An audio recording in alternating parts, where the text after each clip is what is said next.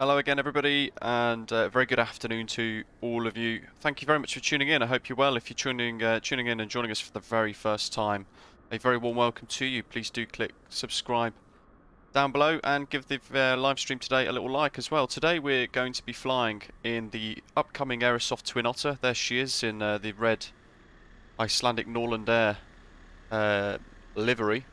One of a couple of options, and we're at the Pyreek Devco Glasgow scenery for Microsoft Flight Simulator, which is utterly stunning. A couple of minutes early, but I can see quite a few people waiting, so we might as well just fire it up and get on with it. Save you guys waiting very patiently. We're joined by John and Mark over there in the Cessna Grand Caravans as well. And this is the first live preview, at least in English. There was a German streamer the other day that's done it in German, which is rather cool to watch as well. But we are doing something a little bit different today, and we're heading into Barra to put it through its paces with a beach landing. Let's turn the drone camera onto a bit of a quicker swivel, shall we? I hope you enjoyed the little preview video that we did the other day. I know a couple of people didn't appreciate the music that was overlaid upon it. So hopefully, if you're one of those, you enjoyed today's live stream. Without all of that music dubbed on top as well. This particular package has been improved significantly since the build that was used in the video itself. So all the sounds and everything, they're still a work in progress, but all the sounds and everything are quite different, and I'm sure you guys will probably agree too once you start hearing it all as well. But as a reminder, this is a beta, it's a closed beta, work in progress Aerosoft Twin Otter. It is getting really close to release, though. I can feel, at least, and it looks stunning. I'd love to know in the live chat, those of you who are watching, what you think. And John, it's you. Awesome. Share your thoughts in the live chat today, and of course, don't forget to click like as well. It looks stunning, right? There are a couple of new things that we weren't displaying or showing in the video yesterday that we went live with. So let's dive straight into the flight deck. So here we are,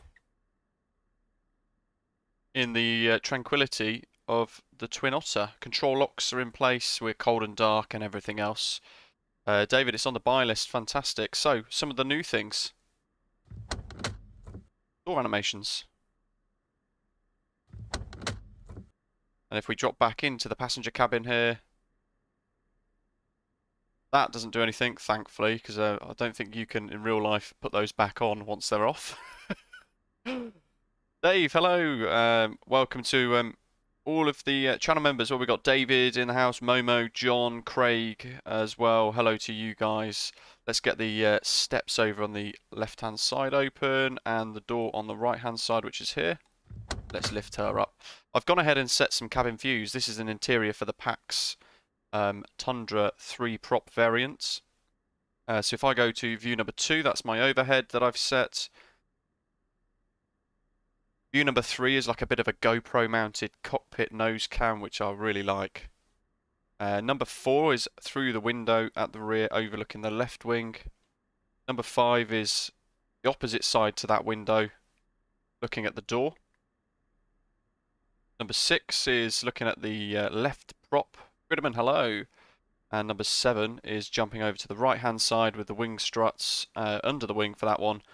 And number 8 is the door there. Number 9 is then the cabin view, which you guys can see. And that's as far as I've got really with custom views. I've got Alt plus 0 to play with, but I haven't yet decided what I'm going to use for that. Let's go get rid of the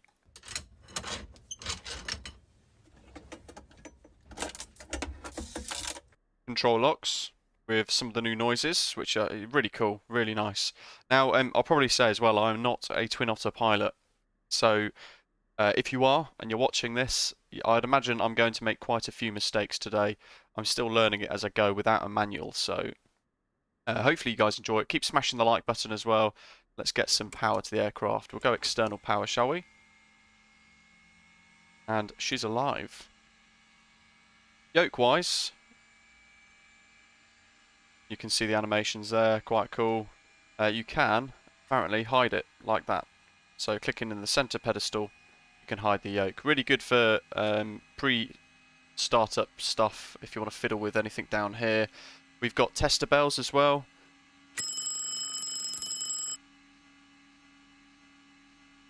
What else was there testing wise? Battery status as well, we can see those. ELT test, reset and test. Test is okay, there we are. And flight data recorder. Battery.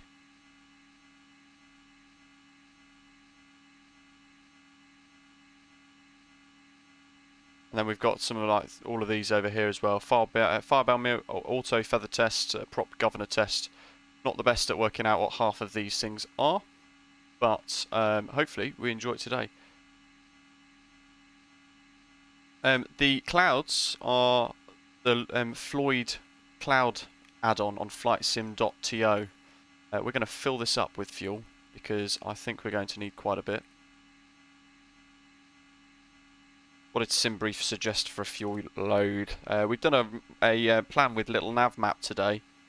We need 1,100 kilograms of fuel apparently, so give or take a bit of messing around as well. I'll fill left tip, right tip to 70%. That'll give us a bit of extra fuel to pay, but you know what, I'll do 75, 76. I'd rather take more than not enough. That'll do. So, what else do we do? We've done the fire tests and things. There's our little routes plotted in as well. If we zoom out here, there's Glasgow. And then we've got a bit of a route shown there, so TIR, EGPR, etc. This is where we're going to be heading, but we're using little nav maps, so we're not really going to be using the GPS too much. But we might tune a few things along the way, things like VORs as well, and we'll see how that works. And we might try and tune the Barra NDB as well down the bottom here too. Let's close the doors. We go to, is it 8 and 6? No, 5. So this door, you've got to go to the handle down here. You can see it from here. Where we go? There we are. And it goes. Then we can snap back to the flight deck.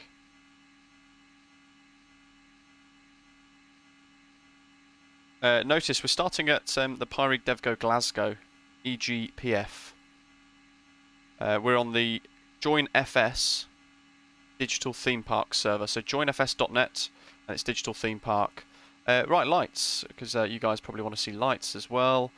All of the instruments and things are at the top here, so if we just turn all of the lights on, you can see what it's going to look like. What have we got here? There's another test. You can arm those lights, the emergency lights as well. What else? Anti-coals, bleed and everything as it is. We'll turn the landing lights on as well, and we'll just pop outside, have a little look. There's the navs and the strobes. And the wing tip lights as well.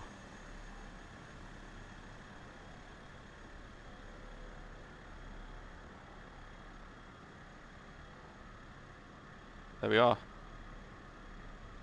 And the anti-coals on the tail as well, which you can just about see. Well, really nice. We should probably turn the fuel on.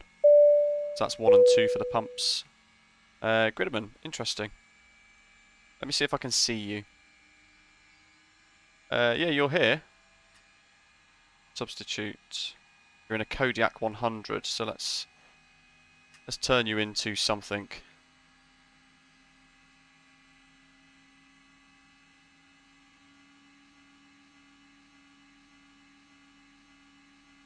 Let's turn you into DHC 100 packs. There we go, so Twin Otter. Let's get the lights off. Strobes as well, let's get them off. Position, anti-coal, we'll leave those on for now. Fasten seatbelt signs and everything are on as well. William, hello to you. This is the latest beta, yes. MNS effects buzzing for this. Vasco, welcome on board. Thanks for subscribing. And LJC, we're using the Pyre Devco Glasgow scenery. Barra, of course, is Microsoft Flight Simulator's Asobo's own one, so that's really good. Let's flick across to battery.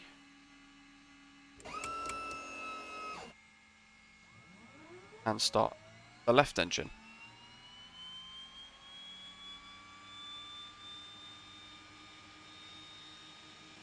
Look at that. How good is this? Huge improvements compared to yesterday's video that went live as well. I need to quickly pop in here actually and just bring the props forward a bit. I think. There's engine number 1. You can see there one of the comments actually was that the animations on the previous one was a little bit buffety, but they've worked really nicely on that. I mean, look at that now, it's beautiful animations, fantastic. Much smoother engines, smoother animations. Yeah, they've done a fantastic job. Let's turn the left gen on. Let's get the engine right switched on as well. Where's my cursor? I need it.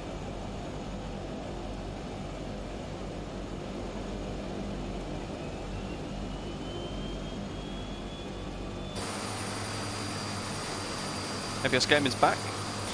William, so the release date, it's measured in weeks, days, hours apparently, so potentially 1 day, 1 week, 1 day, but who knows.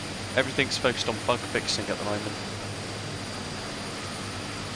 Pricing wise, I'm not sure, I don't think they've confirmed anything. However, I know it's going to be a lot cheaper than the CRJs.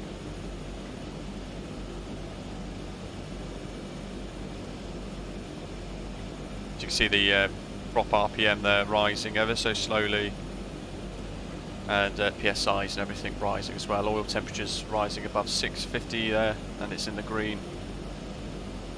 There's indicator test as well, another little test switch that works quite nicely.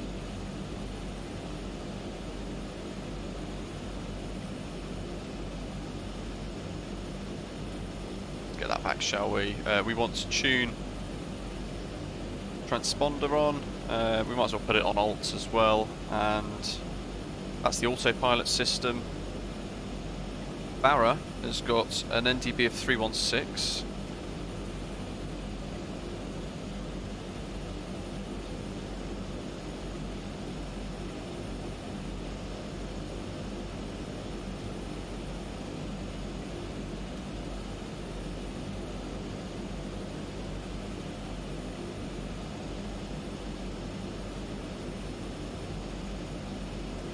Second, wait, ADF.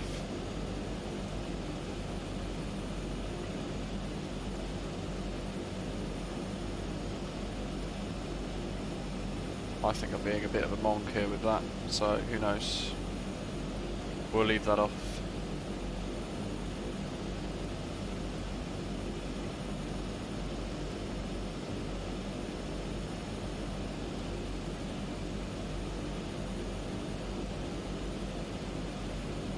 Right, so the first VOR that we want to tune is going to be TIR 1177.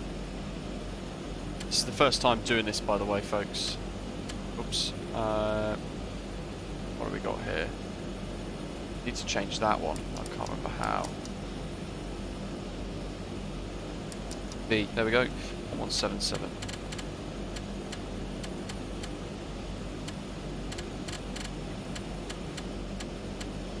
Switch it.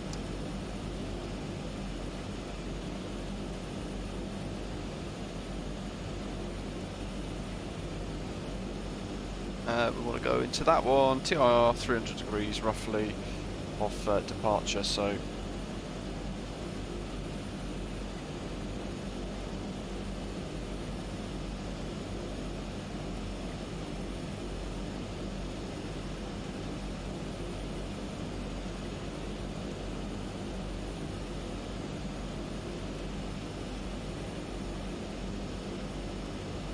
hopefully the same price as the Kodiak.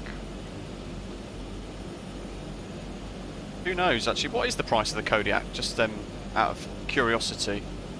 Let's turn the right gen on as well. What else have we got here? I want that onto auto, that onto fast, so boot kicks in quick.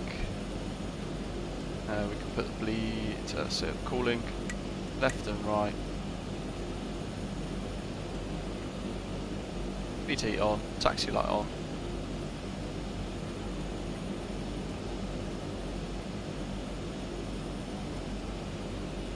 Let's get props to max now as well. You can click that across one. That's all pretty good. Looking nice and stable. And 1177. Nav 1. Okay. So, 8182 Grimman, yes. Animations. We're going to see more of it in the air, of course, but we want to see things like ailerons before we go. So, full right, full left, elevator, and rudder.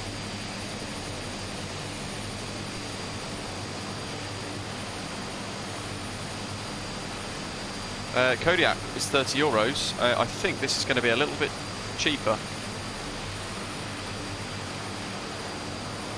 Also, it comes with a float variant, an amphibious variant as well, which is really good. So you can land on water and stick wheels down for some other landings as well. Flaps to 10. We want maybe this one. There you go, look at those for animations.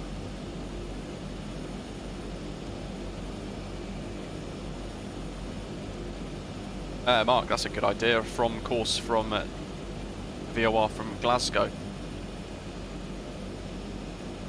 What is the Glasgow VOR frequency? 1154.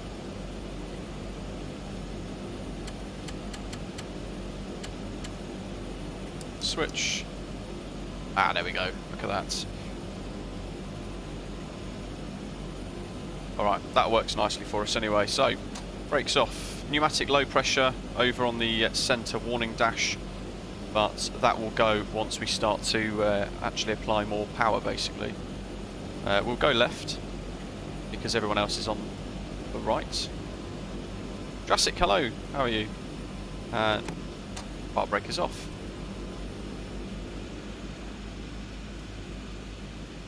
Keep smashing the like button, guys, if you are enjoying today's live stream.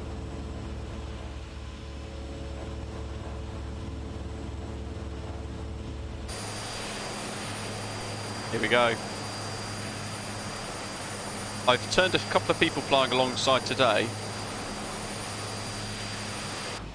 into other Twin Otters as well, so you guys can see some of the other variants as we fly along. So there's another one. That's one of the other variants included today in the package.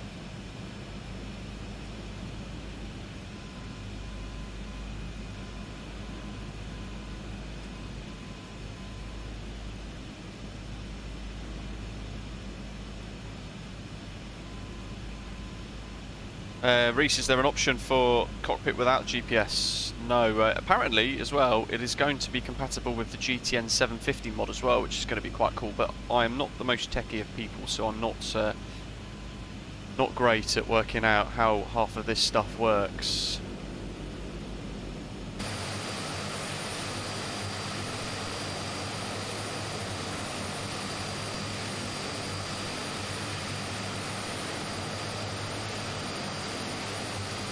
Hans and the rest of the Aerosoft team have been working really hard on this, so all the sounds and everything are being improved all the time, animations.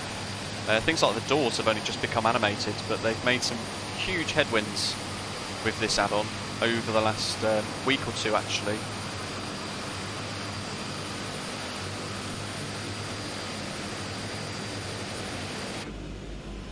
The Air Maldivian seaplane variant is rather special as well. Live weather's broken at the moment, so we're avoiding that. There's another Twin Otter. In fact, that's another Nordland Air that I've created, and these Scottish firefighters need to get out of the way.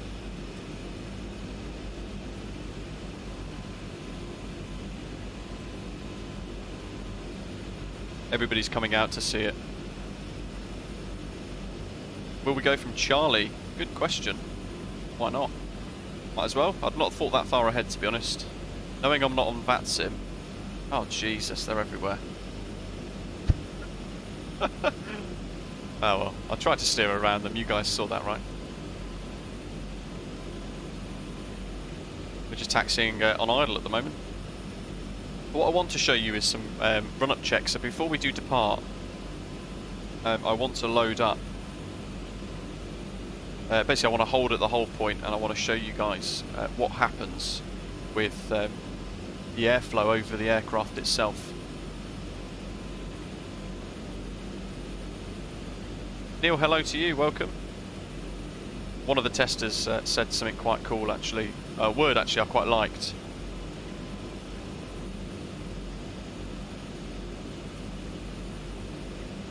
I think we're going from Bravo now.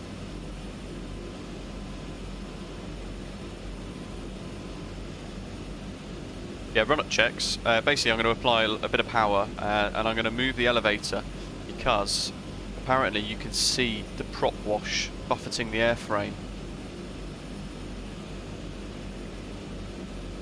which is quite remarkable.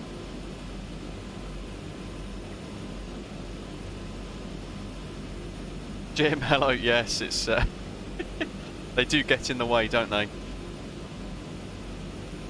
Let's see if I can turn a couple of these other aircraft into different variants of the Twin Otter. Let's see. So we'll substitute this one for an amphibian passenger one, Viking Air, and that must have been the one that was ahead of us somewhere.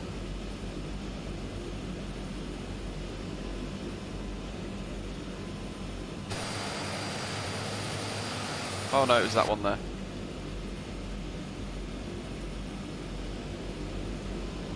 Right, let's brake. Because I want to put strobes on. Everything else is on as I would want, I think.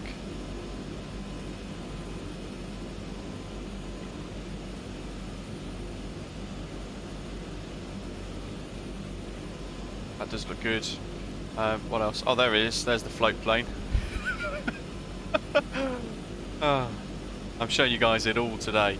Right, the power checks thing that I wanted to show you. So, apparently, you can see, if I put a bit of power in, look at that, you can see the aeroplane start to buffet with the elevator inputs. Look how good that is. That's really nice to see. Into the Blue Simulations, hello.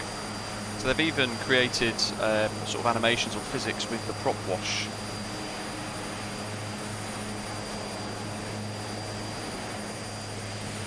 And then we idle and you can just see the aeroplane settle ever so slightly back on its weight. Let's move in anyway.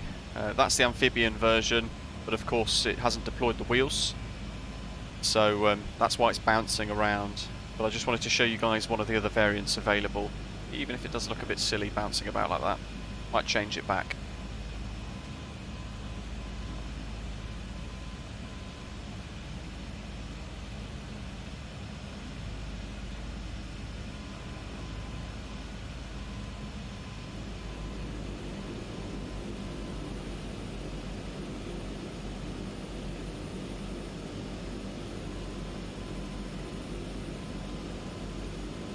I'll put the ski cargo on. Oh, everything's changing into ski cargo now, including me apparently.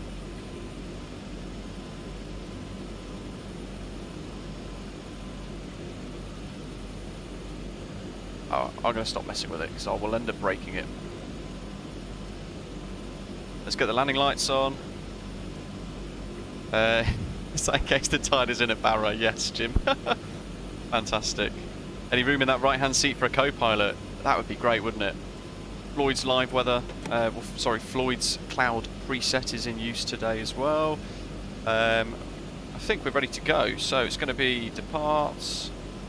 We turn on nameplates. I don't think it works with JoinFS. I've got it switched on, but I can't see any nameplates. Top climbs. It's going to be. We're just going to depart and then turn right, I think, straight away.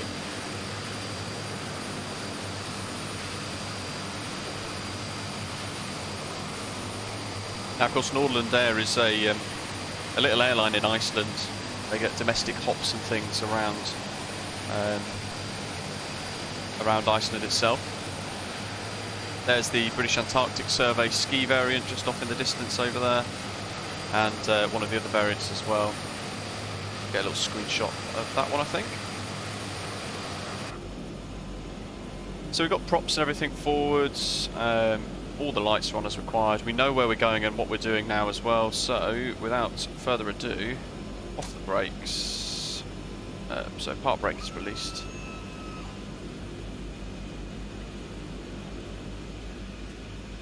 Now you'll see the pneumatic low pressure warning light go out when we apply enough power. We'll come off the brakes now, and we'll set our thrust around about there. Maybe a bit more.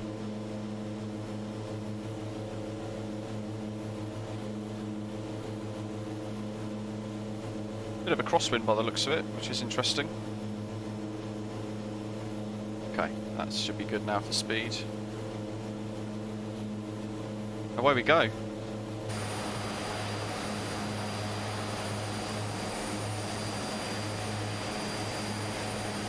There's the ski plane. There's the ski plane variant. Brilliant. Yeah, let's trim.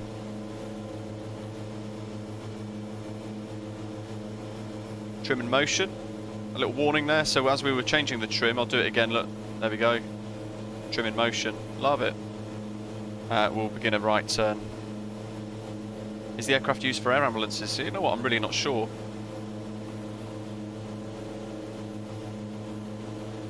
Let's go up to 6,000 feet here. So as we're turning and climbing, we're just going to set 6,000 on the autopilot.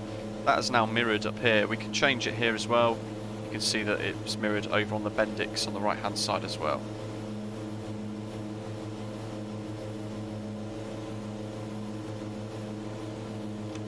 Get rid of the flaps. We're in the safe speed.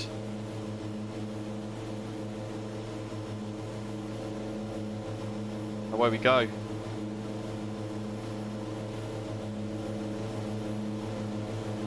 Getting some of those views. That's a wonderful one. Look at the wing structure. There's the aileron deflecting.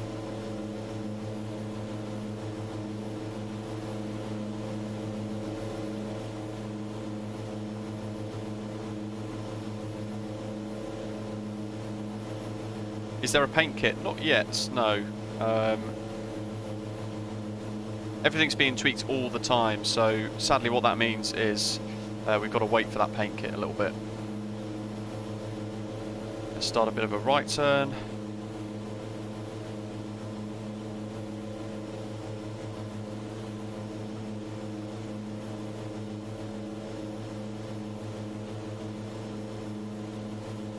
And effectively we're going to want about 300 degrees.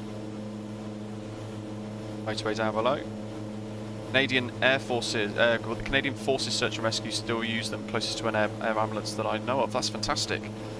Ian, a paint kit is included. Yeah, so it will be on release. I'm not sure if there is one at the moment. I would very much like to get a channel paint scheme painted as well for this.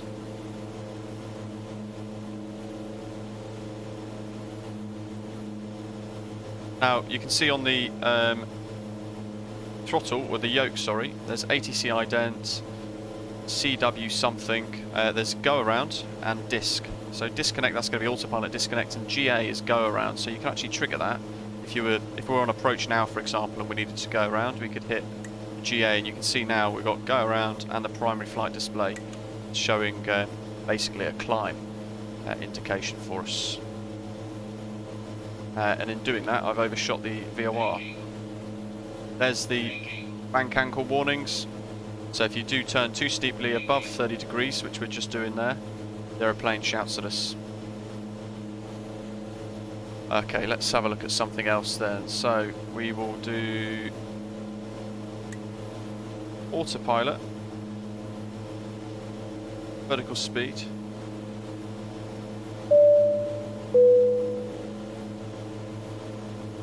We'll do our 800 foot per minute.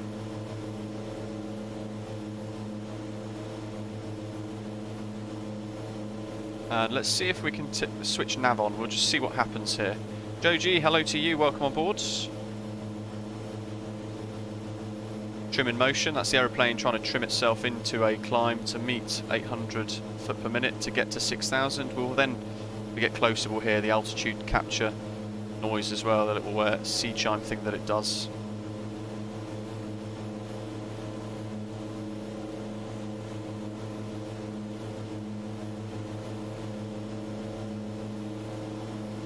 Uh, 1154, we want 1177 now, so let's switch to that. We'll do heading mode.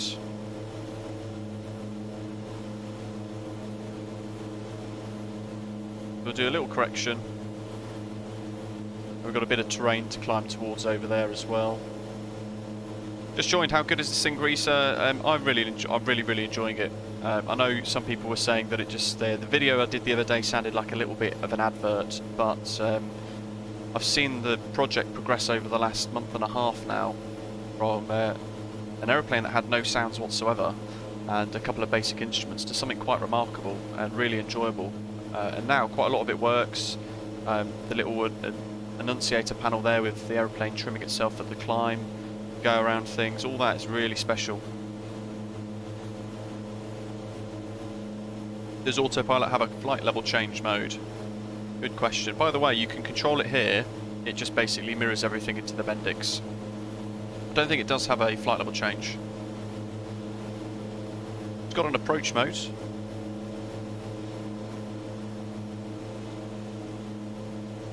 Mathis, hello to you, welcome. Yeah, there she is in all her glory. Beautiful aeroplane. Compared to the Kodiak, Risa, I'm not sure, I don't have the Kodiak to be honest. But away we go.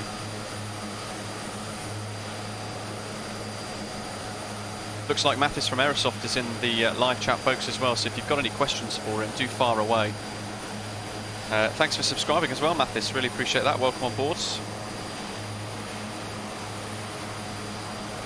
everybody else airborne yet? Not sure.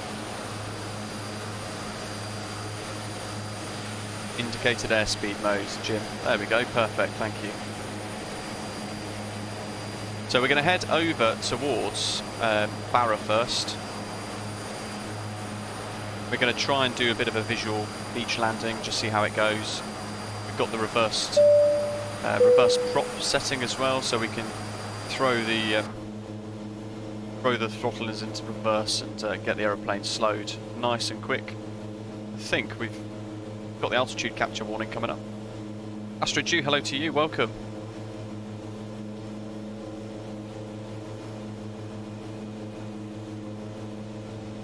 Probably bring the prop down a little bit.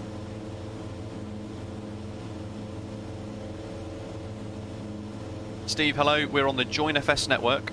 It's basically like VATSIM, but without the ATC. There's our GPS kicking in there, so the flight plan route that we've connected, that's working wonderfully. We're on heading mode, altitude of 6,000, which we've captured now. I can change that to 6,100.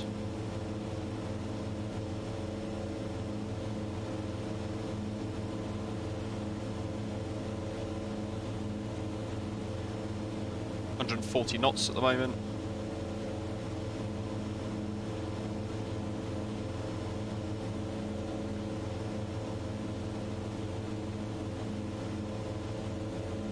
Okay, we're holding at 6,000. 100, quite nicely actually. Let's do 5,600, shall we? Let's see what happens here. Change it in this one actually if we want to. We've got the alert on. There it is, that's what I wanted to hear. I will put it back on 6,000 now. We were outside when that noise went off initially. So Mathis confirming there that the prop animation still needs some tweaking. It's beautiful though either way.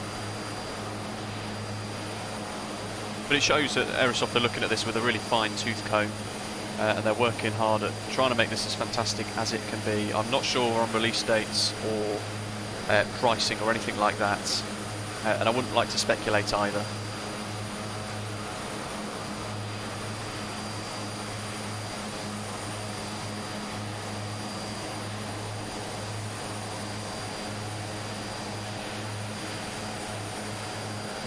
Ooh, interesting, David. So the issue that we had yesterday that wrecked the live stream.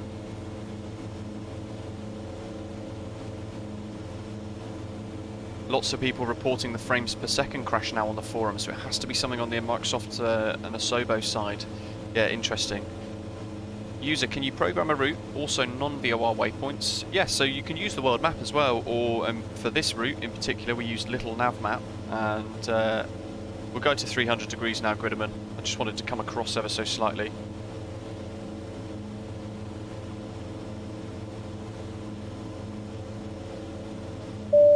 There we are. That's going to track us to the VOR quite nicely. Ooh, David, yeah, I'd suggest once you land at Barra you close the sim and start again. That doesn't sound good. So there we go, guys. Mathis saying that the pricing for this Aerosoft Twin Otter will be around $30 plus VAT when applicable for all 17 models. Probably bring the throttle down a little bit more now as well, just to let the aeroplane settle a little bit. She likes to fly fast. And you know what as well, those of you in Fly UK, I forgot to start Skytrack, didn't I, for the Glasgow to Barra routing. Good grief. We've got somebody tail end Charlie behind us. Two behind, actually. Couple of nav lights. They look like they're flying alongside each other, which is quite cool. There's the little nose light as well, the taxi light, I think.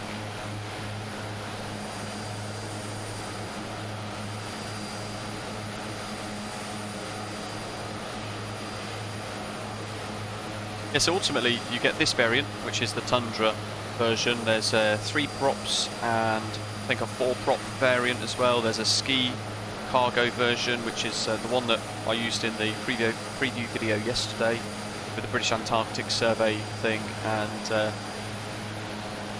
what else? Amphibious versions and ones with floats as well. Beautiful. And as Mathis is saying there's going to be a 166-page manual for this, an absolute whopper of a book, but it's going to allow you, basically it's going to allow us to get the absolute most from this aeroplane as best as we can. Notice, yeah, we're going to Barra first, so our route today, I'll show you on Navigraph, well actually in fact, I will show you on Volanta as we head towards this cloud, bit of IMC to come. Here we go. So there's our little route at the moment. Fuse Plane Man is doing something else. But there's Gridderman in the Kodiak, there's Peter as well, and a couple of others are flying along, but they're not using Volanta. We can add our screenshots to here as well, so possibly the first ever MSFS screenshots on Volanta. Very exciting. A route is going to take us towards Orkney Airport, EGPU. We're going to overfly that, and then we're going to head north over the inner seas up to Benbecula, EGPL. Along the way though, there we go, along the way we've got Barra, so we're going to head from Orkney, we're going to head then, what have we got here, 334 degrees north up towards Barra. We're going to do a landing on the beach, turn around and then fly back up north Benbecula, over Lewis and Harris. There's Stornoway there along our routing, the Stornoway VOR. And then we're going to head across the very north of Scotland to Wick, which is just here. Once we're over Wick, then we're going to head directly north into the Orkney Islands. We're going to land at Kirkwall. What we might do though, is we might do a little hop further north up towards Papa Westray as well, because that's an Asobo handmade airport and a very short runway. So something quite different. Looks like we're about to smash through that cloud as well, rather interestingly. I'll just change that heading just to account for drift slightly.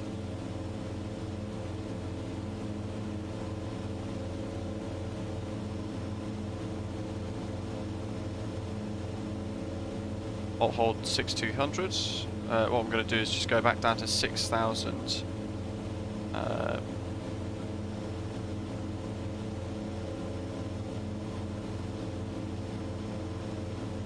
We'll just do a little gentle descent at, I don't know, 300 foot per minute. Trim in motion flashing. Toby, that's Volanta. So it's created by Orbex actually. Volanta.app, it's free. There's a premium version that we've got as well. Look at that, guys, it's beautiful. So good. John Gridman's just peeled off, forgot his sandwiches. Fantastic. I'll put the link to Volanta into the live chat for you. So https://volanta.at, marks above at 6,500.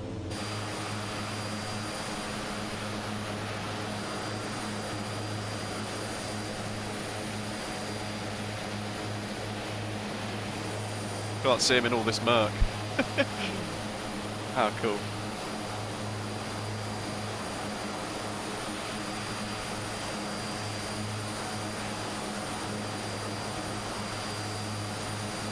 Lots of screenshots today, and of course, as usual, those of you who watch regular, I will put 4 of them onto Instagram, Twitter and Facebook as well within our channels there. Joey watching seaplanes in Vancouver, noticed the landing lights like wigwags alternating left and right. Does anybody know whether they're also used for the Twin Otter? And if so, reflected with the Aerosoft one? I'm really not sure. The ones we've got at the moment are switched on. Rainer might have to buy the Aerosoft Antarctica Volume 1 scenery for this beauty. So one thing I really want to do is Punta Arenas in Argentina, and I want to head down then to so from Punta Arenas down to British Rothera, which is a route that the aircraft do usually once they are transiting back from starboard side. Can't see him using that view. There's one behind. There's one slightly behind on the left. Zoom them out here.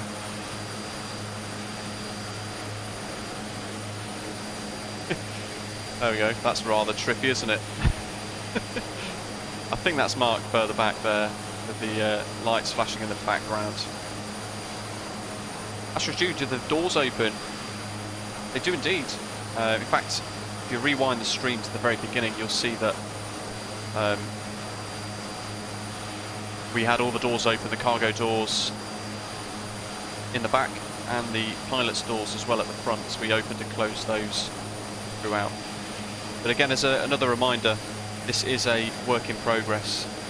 So do bear that in mind, of course. A lot of the features shown today could change upon release.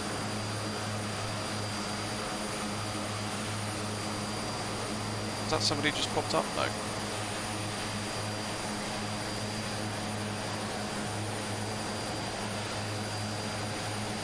There's an Air Maldivian livery, which is a big bright blue float plane, which you guys are going to love flying around the Maldives in.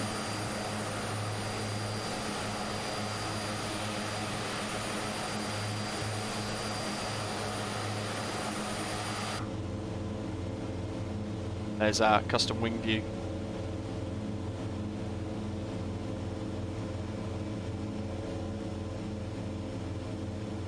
How's our fuel flow and things coming along?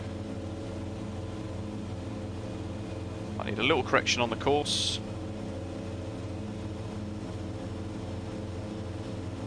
Loads of fuel. Now I'm not sure, I can't remember if we can turn the boost pumps off at this point or if we need to leave them on. I'm not the best at working it out.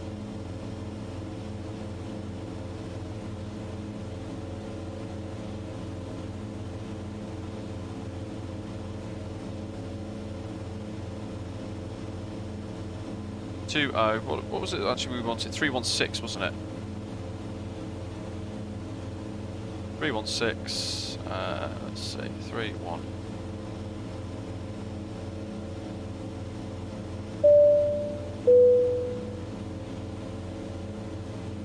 see if we can actually get that active soon as well. Who knows? We'll have to find out when we get a bit closer. We are probably a little bit out of sync. We're a little bit out of distance for that, to be fair. Jackery, hello to you. William, do the wipers work? Ooh, good question. Something we've not looked at. So over on the right hand side we've got the window heat options over here, and then we've got windscreen wipers.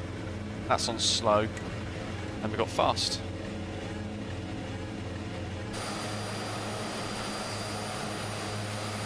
There they are. So they do work. And we can hear the noises of the motors as well. We can park them as well, so they're stowed away. NDB kicks in about 20 nautical miles from the beacon. You'll need tip from first. Tier from. LJC is asking, did I ever work out what happened to Microsoft Flight Simulator yesterday during the stream? No. And it's really bugging me actually. I can't work out for the life of me what went wrong. Interestingly enough, once I restarted the sim, it worked absolutely fine, and David earlier was suggesting there's a lot of people reporting a similar issue suddenly coming about on in the Microsoft Flight Simulator forums. Risa, this is the current normal version of Microsoft Flight Simulator as well. I don't have the beta stuff. Ibrahim, it's not yet available just yet. The friction at the top here, that's prop friction and throttle friction. So in the aircraft you can set that tighter so that you get a bit more feedback from the throttle, and it's a bit more resistance basically when you are opening and closing the throttle. Oh, anyone else having trouble with MSFS Live weather? It seems to be rather broken at the moment, doesn't it? So we're on that freeware, really cool freeware.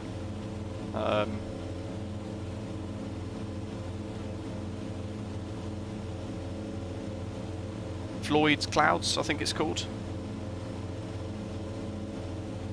It's available on flightsim.to. NATO Saws, welcome on board, thanks for subscribing. A couple of people asking for slightly slower door animations. Again, it is a work in progress, so it is working away. Ah, there's Mark. You know what we can do? Let's change him into another Twin Otter.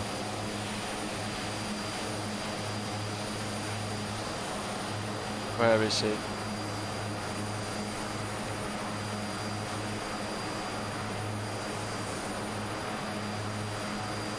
So using Join FS, you can actually go on to a little tab inside and you can say, right, I know that's an aeroplane.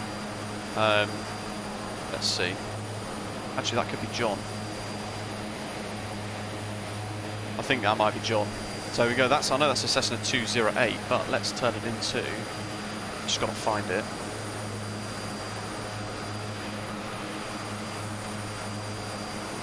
Let's put it into the Maldivian, there we go, the Maldivian amphibious Twin Otter. That's one of the options that you're going to get with the package. There it is, in all her glory. That's one of the options as well. Beautiful, so good. Hopefully, if John can just slow down slightly, we can do a bit of a form up. Might increase our throttle a bit as well. Let's try and catch up a bit. Just remind me to change him back, otherwise it's going to be a float aeroplane landing on a beach.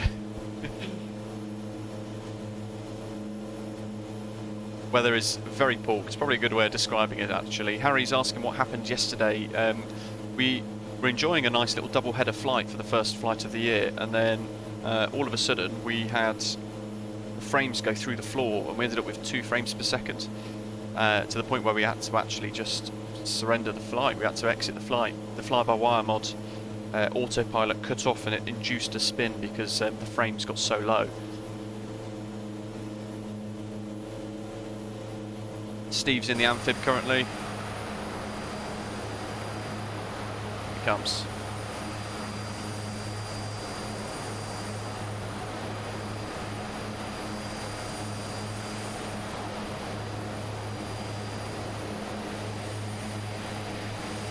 Just got to make sure my horizon is level for this image. If I can. OCD kicks in. It's John.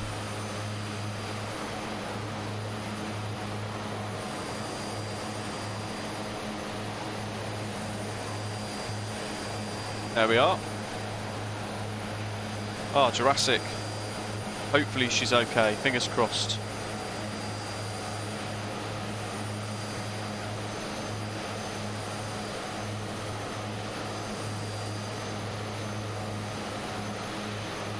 Reese is enjoying the model. Yeah, it's beautiful, isn't it? Really good animations as well. It's come along brilliantly over the last month or so.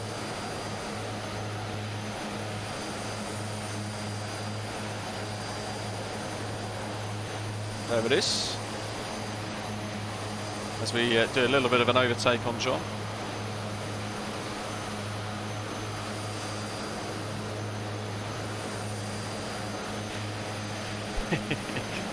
Fantastic.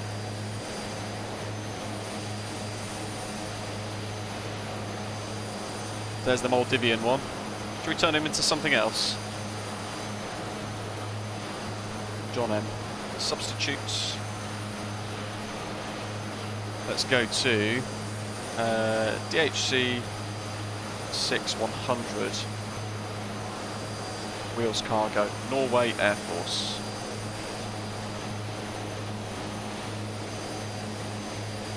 Ready go. Should pop back any second with the new model. There it is.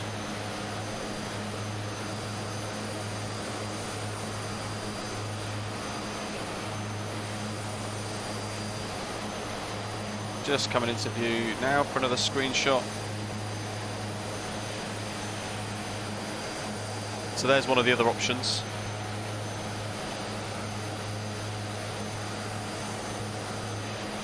Oh, the skydiver version. Good shout. Parajumper, here we go. Perris Valley skydiving.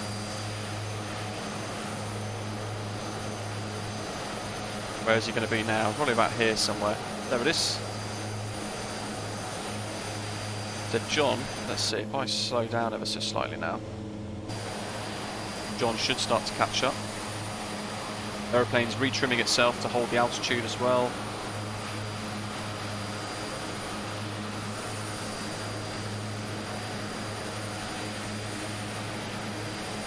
Danny, hello to you, welcome. Hope you're well, Happy New Year. Keep smashing the like button, guys, if you are enjoying today's little Aerosoft live preview. Look at that. Little shark teeth as well. Good fun.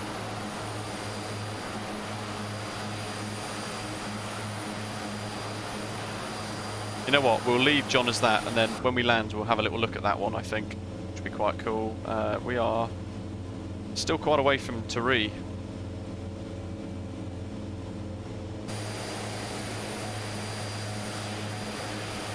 I reckon if we go to drone camera, let's turn the drone cam speed up, should be able to get to John. So you can have a look at the other model. There you go. Fantastic. And then there's us down below.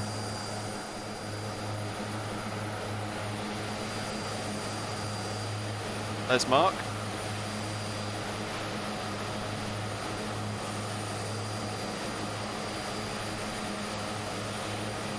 Put that down to, was it 3.6? Or it was 2, wasn't it, I think? 2.8 we'll go for.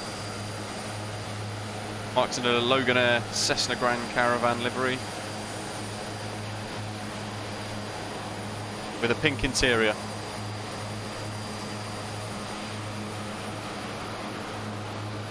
It's nice this has turned into a little bit of a group flight as well with a couple of guys. It's nice to be able to do that. Mark, hello. So the animations of the props and things, they're all still a work in progress as well. Little tweaks to be made and things too. So features will change. This is a closed beta still. But hopefully you're enjoying what it's looking like so far. Hans has just pushed another update to the Twin Otter. Wow. Let's have a little look. See if I can read out some of the changes perhaps. So the progress of this now, the speed of development is huge. It's really remarkable.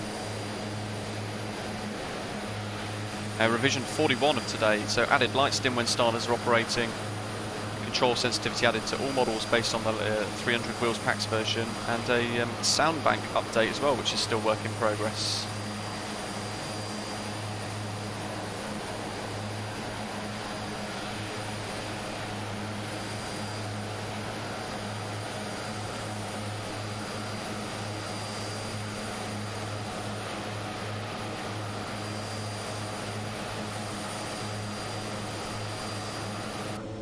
Do a little check of everything going on here.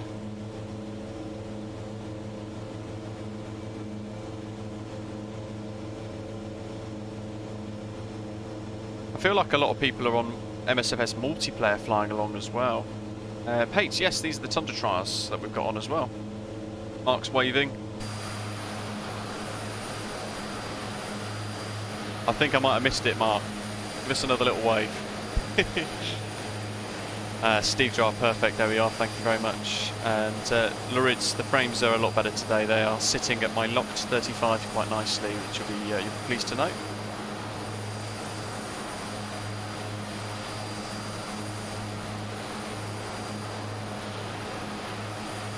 Mark's forming up.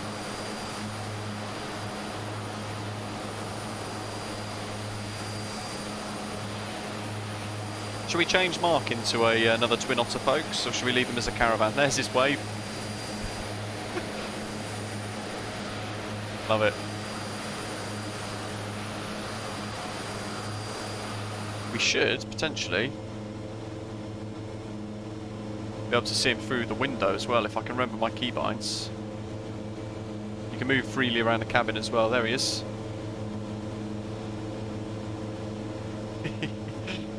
I love it. So good.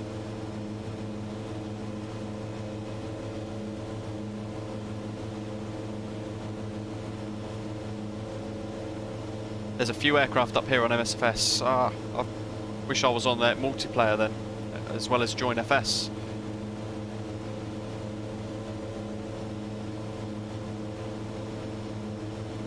I can see a lot of people actually flying along on little nav map, which is really cool. I say drop it in the shop already. Fantastic. If you're just tuning in and you haven't yet seen like the interior and things, then here you go. If you've got any questions about this, then do let me know. I'll try my best to answer them. I'm not a real Twin Otter pilot, naturally, so I am basically just giving it a go as best as I can. All the doors and things are animated too. I won't open them in flight though, because it's just a recipe for disaster. Multiple variants of this, so the parajumper one as well for the skydivers amongst us. K-Berg, hello to you, welcome, Happy New Year.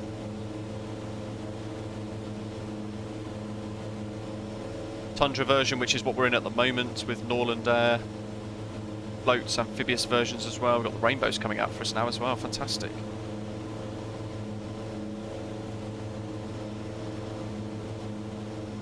Very cool. Grab another little screenshot of that. Yoshim, hello to you. What features are missing in the aircraft currently? You know what? I'm not so sure. I can't see anything that... I haven't noticed anything that stands out that's missing. Everything now that's left is basically going to be some tweaks to the way it all works, the sounds, the animations and things like that, I think. From what I've noticed, everything works rather remarkably, even down to, so if you look at the primary flight display there, we had a little look at this on departure. There's a go-around button on the yoke itself, so if you look at that there, and then at the very top of that, there's a little marker that says go-around. You can see all of that activate. What it's also done is disengaged the autopilot.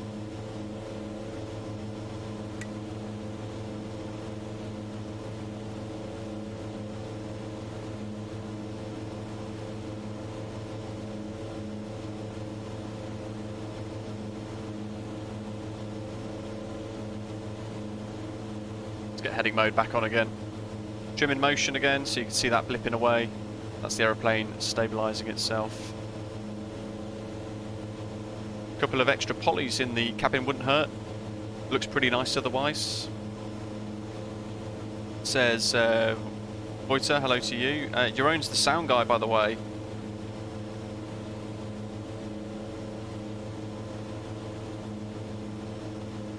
May have substituted the Otter for your British Av Geek C208 as I couldn't match you. No problem. That's understandable. Jeroen, welcome on board from the Aerosoft team. Thank you for subscribing. Hope you're well. Happy New Year to you and the rest of the team as well. MPS Gaming's just underneath at the moment.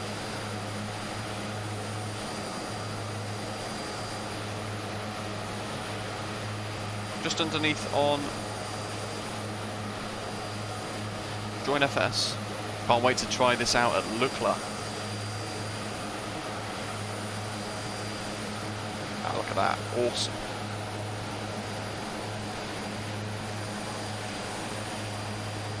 Let's change Arc to something else. Let's see. TBS. Substitute.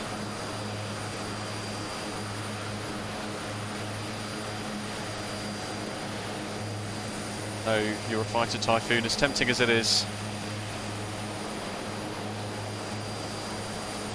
Where has it gone? I've got to try and find it in the big old list that I've got. DHC. Tundra Cargo Air Inuit.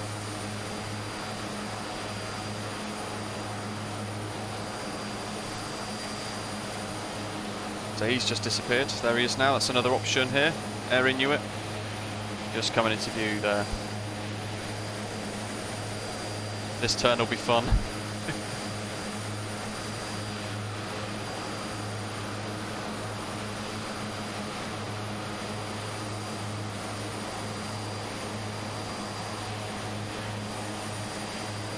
Is Aerosoft made up entirely of Dutch peeps? I've got no idea. I have no idea. MPS Gaming's at 5,000 feet. Are you on the Digital Theme Park server?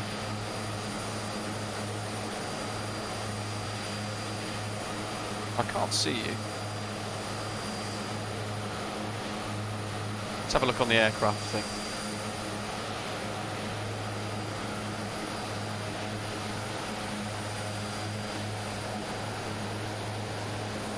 See another flashing light over there as well. Oh, are we turning?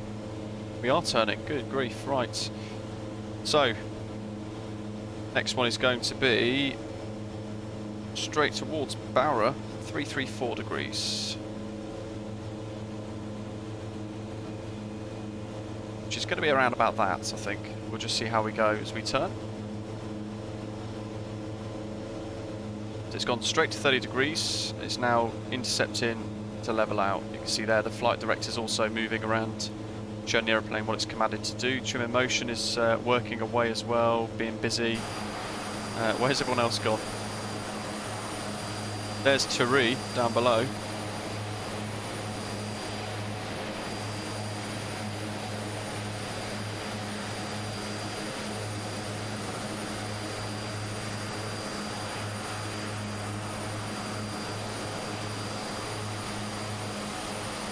Oh wow, look at that. We've got somebody all the way over there. Somebody just behind the wings. We've got two actually behind us there as well, which is really cool. And there were some lights off in the distance behind us as well, somebody playing catch up. Turned into a swarm. Matthew, hello. Welcome on board. And Happy New Year to you, Matthew. I hope you're well. Been a channel member for many, many months. In fact, well over a year.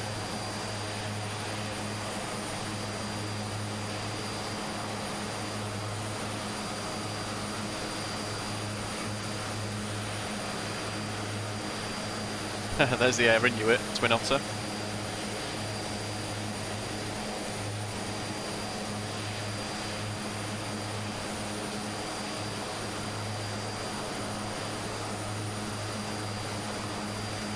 Okay, so next is Barra for the beach landing. That's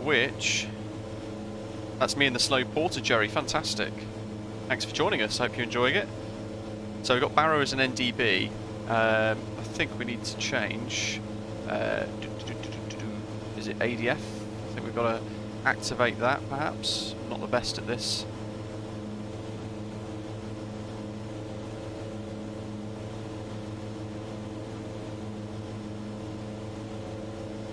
Three, three, four. Just going to set that as just a little marker for us.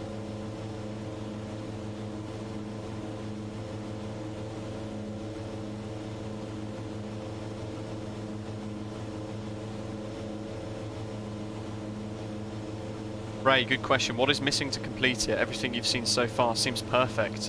You know what? I'm really not sure.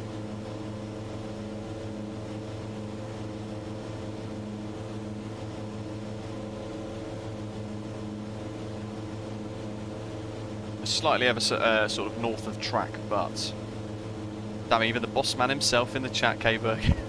Yes. Hopefully you're enjoying today's little preview anyway. If you've got questions and things, do let us know if you're just joining us. When we get on the ground at Barra, in case you didn't see the start, what we'll do is we'll shut down and or even keep the engines running perhaps. And we'll open the doors and things as we go as well, so you guys can see all of that. But yeah, all the decals and things inside the cabin are beautiful, they're really nice. There are the circuit breakers, so they don't do anything, but you can see the quality of these. The decal's been worked on really nicely, it's very crisp.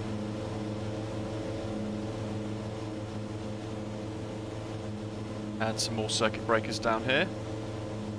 Probably turn the yaw damper on, shouldn't I? Martin's asking, when is it going to be released? Not sure. Again, it's down to the Aerosoft team to just decide when it's ready, when it's at a point when they're quite happy with it. There's still tweaks, as Mathis is saying there's still some tweaks to be done. Over the last couple of months, what I will say, I've been sort of in the background enjoying the beta as it's developed. What I will say is there's been a lot of passion with this project.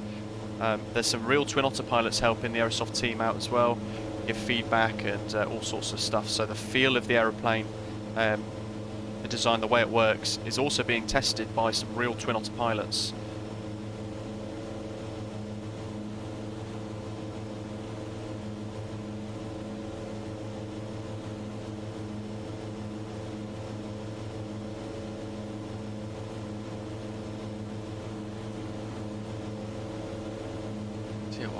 Distance 11 miles, we don't want that one.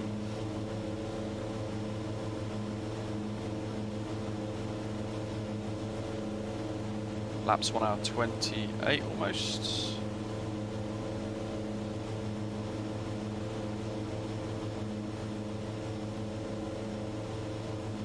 So Barra is, in fact there's that blue lagoon sort of thing there. There's Barra. And I'm going to now work a descent down to about 3,000 feet or so. Oh, the tartan's going to be brilliant actually in this M&S effects, yes. Flying into Barra from Glasgow, Logan Air, with that big Scottish blue tail.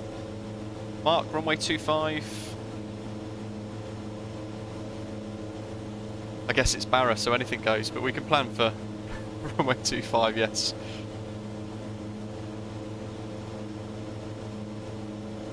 What is it, EGPA? EGPR?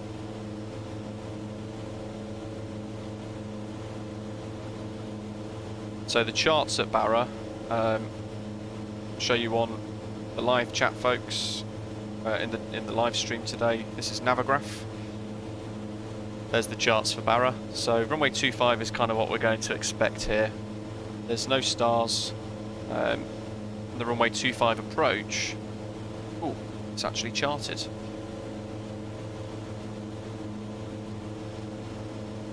So we're going to work 2,300.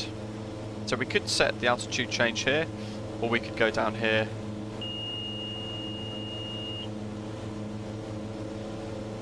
(2,300), hit alt again, and we want a vertical speed. I don't know, we'll do 800 foot per minute. We'll just see what happens. We've got a little way to go, haven't we?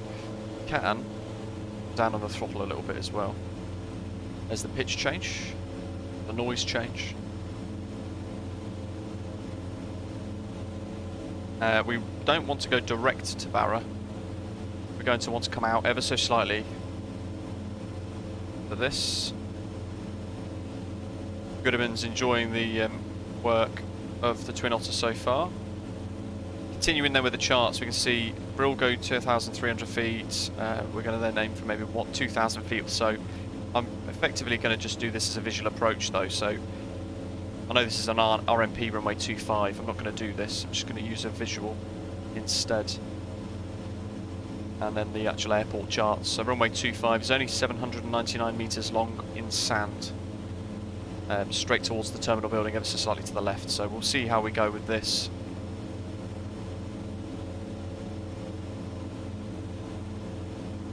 Here's a question for you, Mark.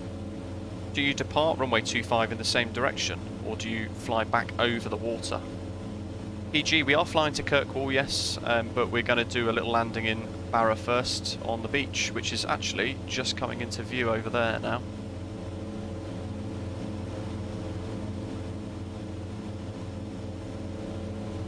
Can't see anybody shooting the tail. There's the stunning cockpit.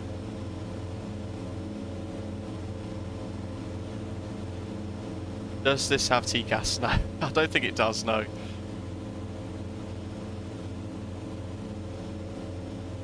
Let's increase that rate of descent actually. Go down to 1,000 foot per minute. M&S is asking, do the wipers interact with liquid on the window? I'm not sure actually, to be honest. When we get to Kirkwall, I'll give it a go, so do remind me later. I did taxi to the sea, then span around. You clear the little hill with ease. Awesome. Looking forward to this.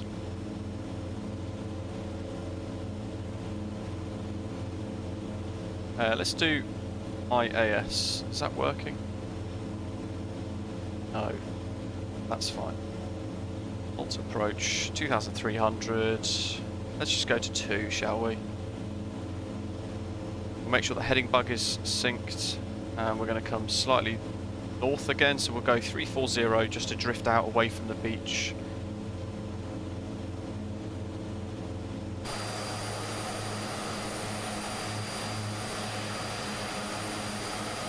A couple of people behind.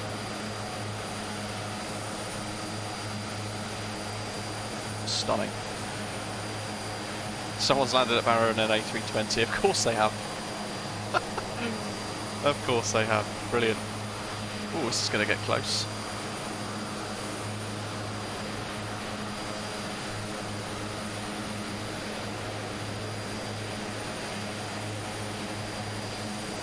There you go, the skydiver version.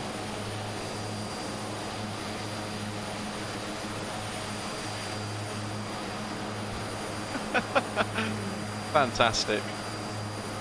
There's the actual, if I can get the camera around quick enough. There's the canopy door, the open aspect door of the Parajumpers version as well. Love that shark teeth livery, that's fantastic. Brilliant. Mark's NDB's up.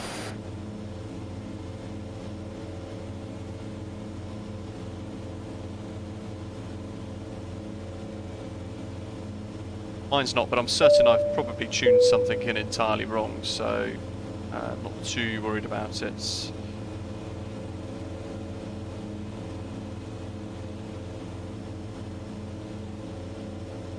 We're visual anyway, so all good.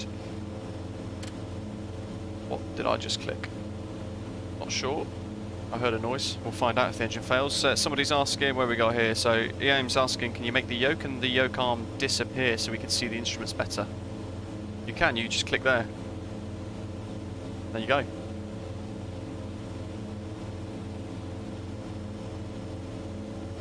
There's a little ship.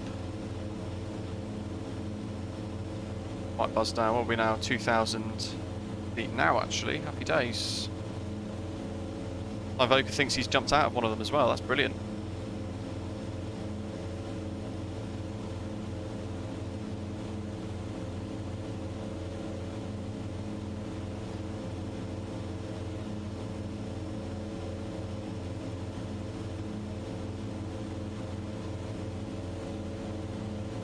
$316.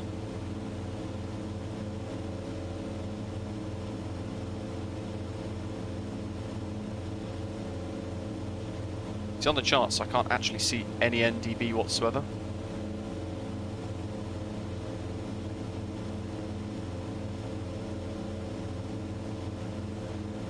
Just trying to see if I've knocked anything.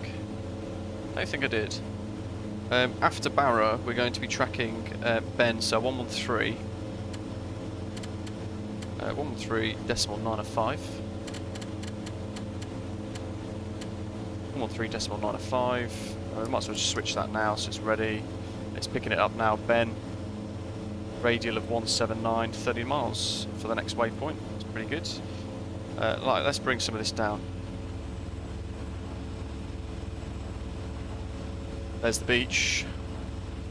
Let's continue down to, I don't know. Should we turn it off now and fly it manually?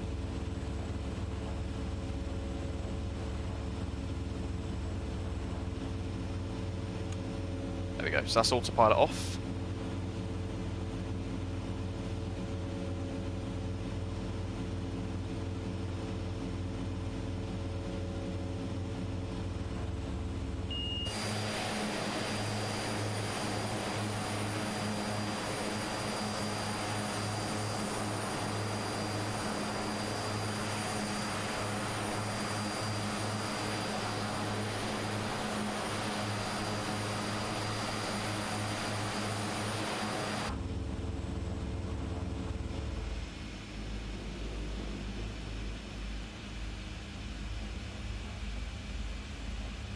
Bit of a glide now.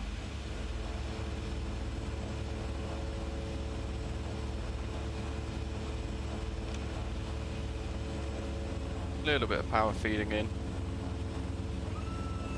Like I said, I'm not a Twin Otter pilot, so I'm not the smoothest at this. And I'm still getting to grips with it all as well. Here we go then. Beach landing.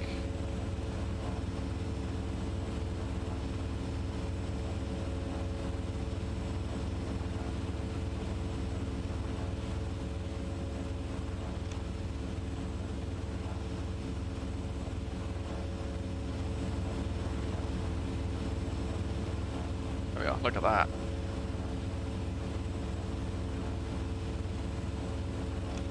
Final stage of flaps. Beautiful. Might as well get all the flaps in. Now we're full flap.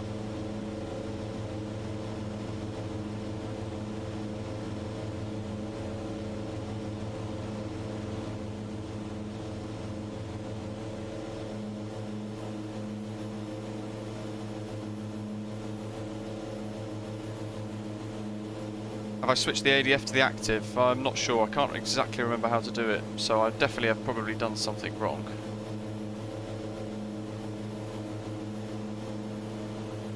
But we're almost into Barra now anyway, so all good.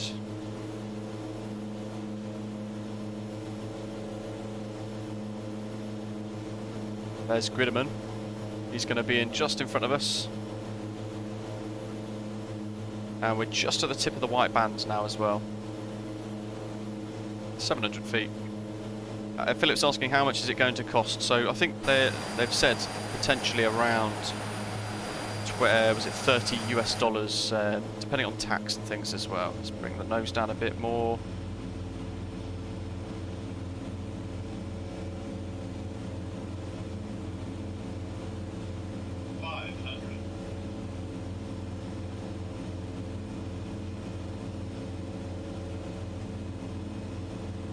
Really visual with actually where the runway is, but I don't think it matters too much with this, does it?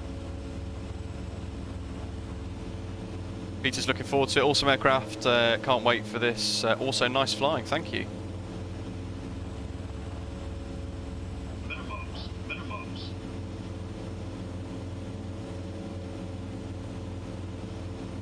Greek Punisher, hello, Happy New Year. Need an Aegean livery for this.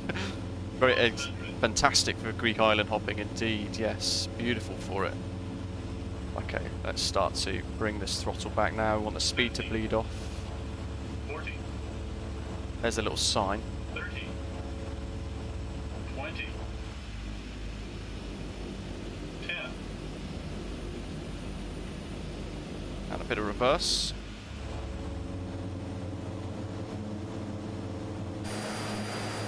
We're at Barra.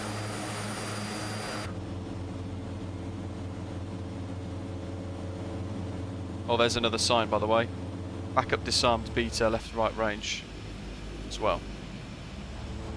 Now we're actually going backwards, so let's get off the runway.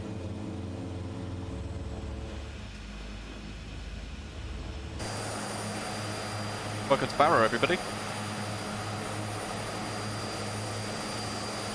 Paul's, one of his kids bought the Kodiak for Christmas. That's fantastic. There's the Inuit.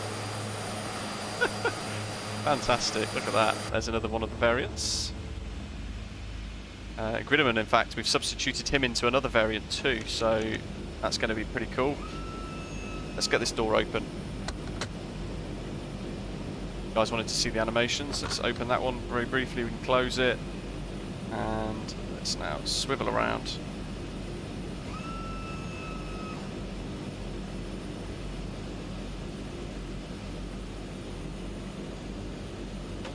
Bar brake on. There's a couple of the variants of the Aerosoft Twin Otter.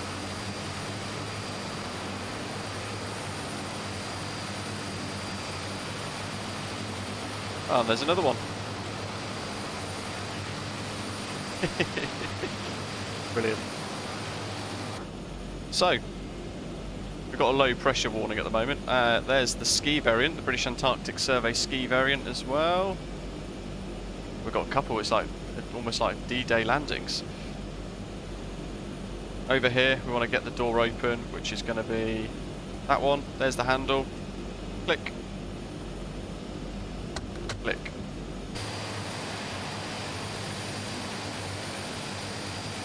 We want to catch the others touching down as well, don't we? Because it is Barra after all, it's pretty cool. There's another parachute version.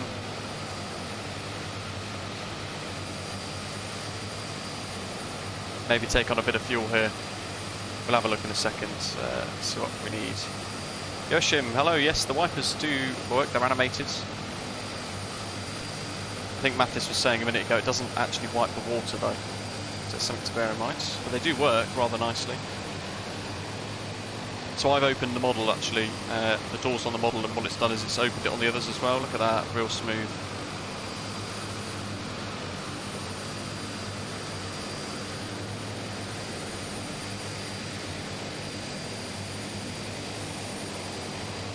There you are.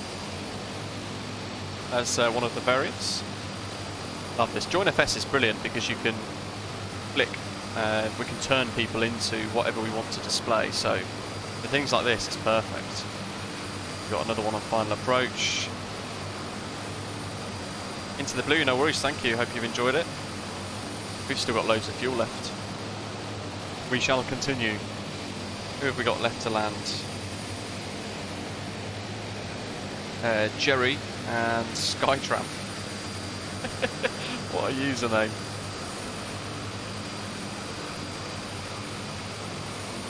So Jerry's almost in. William, yeah, it is a work in progress, don't forget, so there is a lot of tweaks to be made with sounds and things. So there's our aircraft, with the door animations open as well. Here's one of the other variants, which is more of a military style one with a shorter nose. Inuit.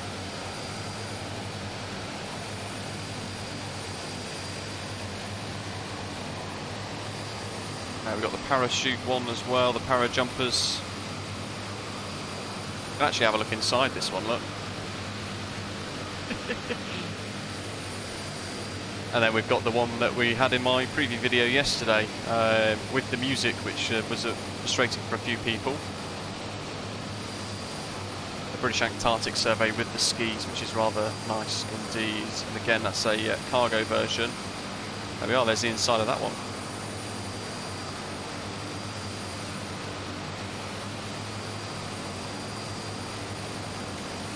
So our next leg is going to be on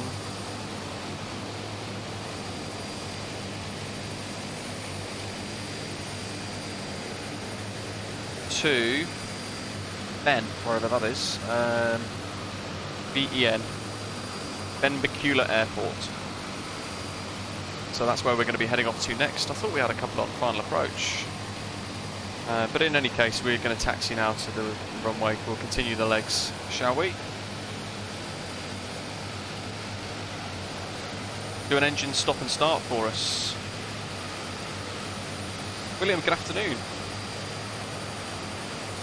Okay, let's kill the engines and then we'll get it all started up again. We'll try and do it quick because I think the batteries go a bit quick on this.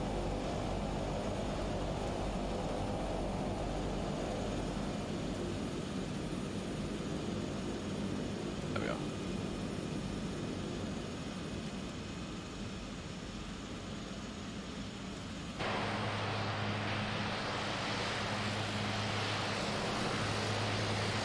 There's the animations of the engine coming to a stop on the outside. Let's get them started again. We'll do the right one first, because that's where it's just clicked to.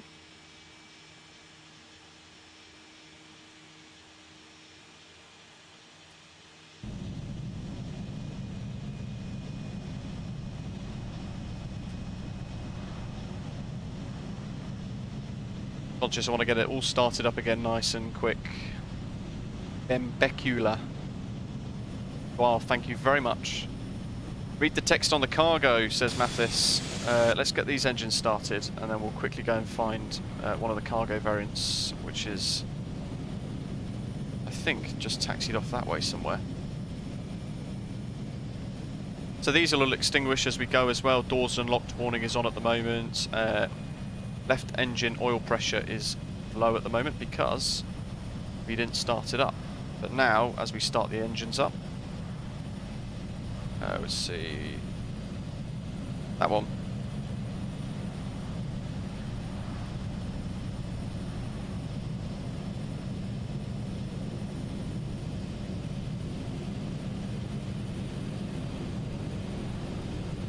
Probably shut the doors. We'll increase the prop RPM as well in a second. There's the handle. Swivel around. There's the handle. Back to the flight deck. Whack them on. Forwards. Put that back across. Everything else has been left as it is anyway, so we're ready to go. Pneumatic oil pressure is still low at the moment. Let's go and have a look at the cargo.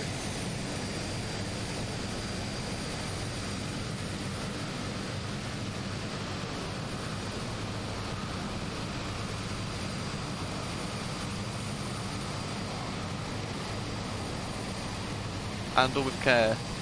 Dr. No Laboratories. Love it. I'm a big James Bond fan.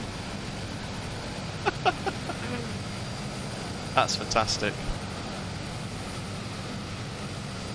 Don Fanucci, hello to you. Mark, so since you said you're not a twotter pilot, I think it shows. Allow me to point out you should never introduce fuel before 12 to 14% NG. The PT6 turbine does not appreciate it, yes. Thanks for pointing it out.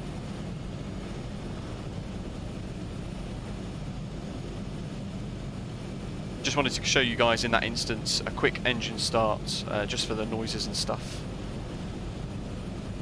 Right, we need flaps 10. Let's go to that wing view, shall we? Because then we can see flaps drop. Look at the little actuators there, the arms. Fantastic. No, might need different flaps actually. We're short runway, aren't we? So we should do flaps 20, I think.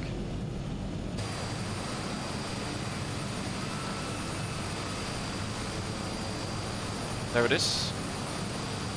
Have we had a chance to test the de-icing? No, not yet. Bar brake off. Yeah, not yet. I haven't. We've got props forward now, aren't they, as well?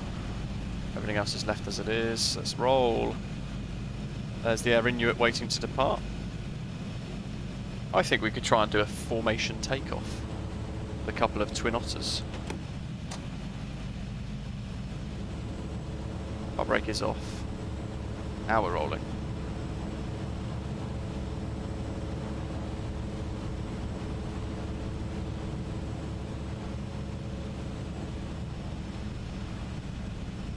The Twin Otter certainly is capable for stall, yes.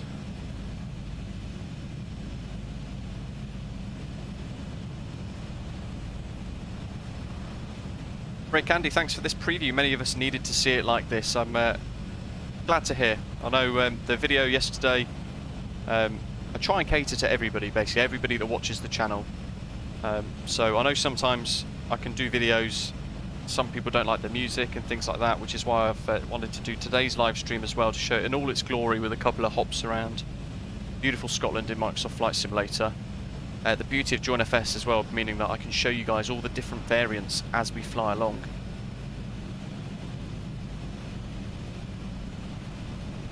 So Mark's saying there that you should never introduce fuel before 12 to 14% NG, so I'm assuming in that instance you would leave the fuel off, and then you would wait for the NG to rise, and then you would turn the fuel lines on up here, is that correct, within the flow of departure? Hey, look at that. There's the British Antarctic Survey variant.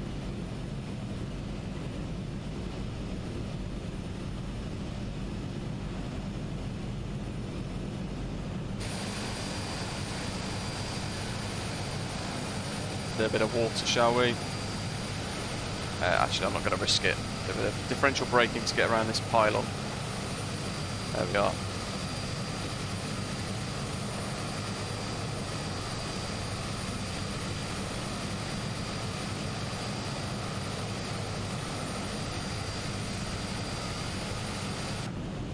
He's off. Let's chase him.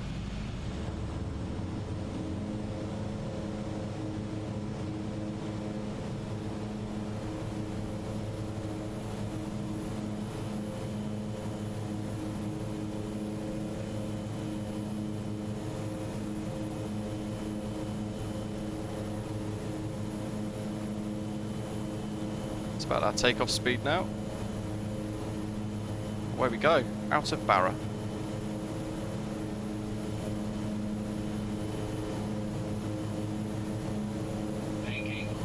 Cheeky little right turn on departure.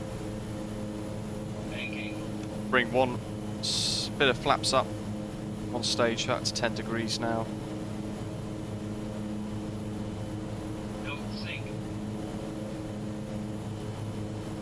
And we're going to commit to our right turn as we climb away. Set our heading bug. And we're going to want, what is it, 010 degrees roughly.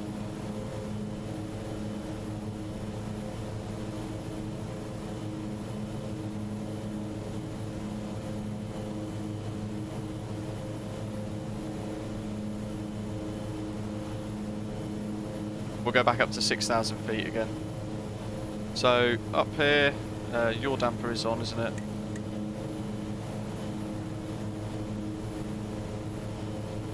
Heading mode.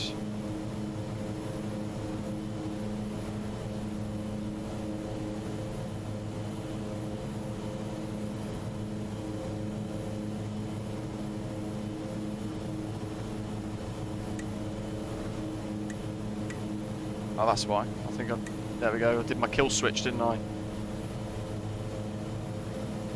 Heading mode, altitude.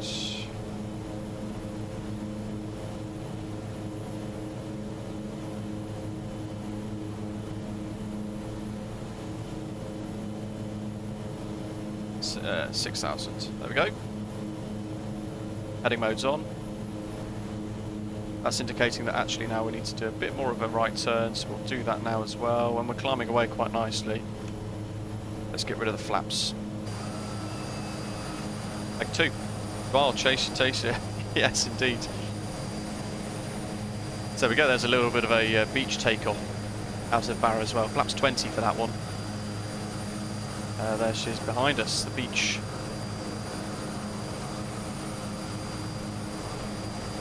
When is going to, well, when do we know when the release date is going to be, asking Trip Taker? So, no, not yet.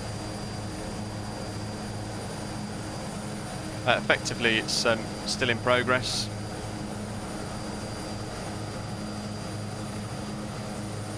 Oh, it's finished the flight for me as well. Let's have a look at what my touchdown was at Barra. Minus 152 foot per minute at 0.97 G.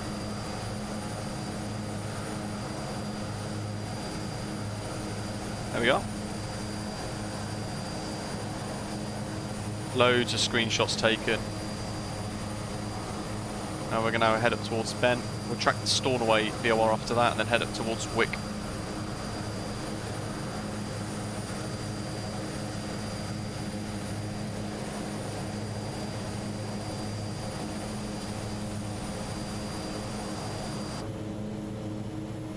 How are we doing? 3,600. Probably just come up on the power a little bit. Beautiful modelling on it indeed. Very nice.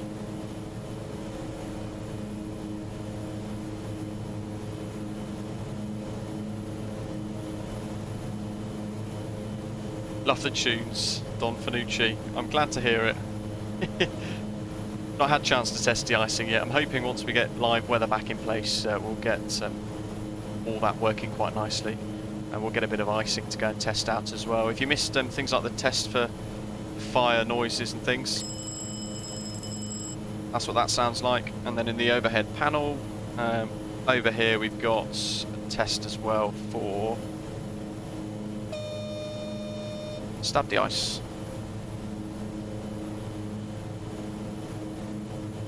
Little placard up here as well, a nice little reference for us. Best angle climb, best rated climb, single engine climb of flaps 10.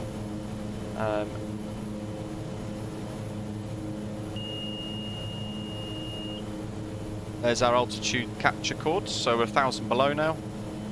That's just reminding us that we're almost at our cruise. Life is a beach, Pate, yes.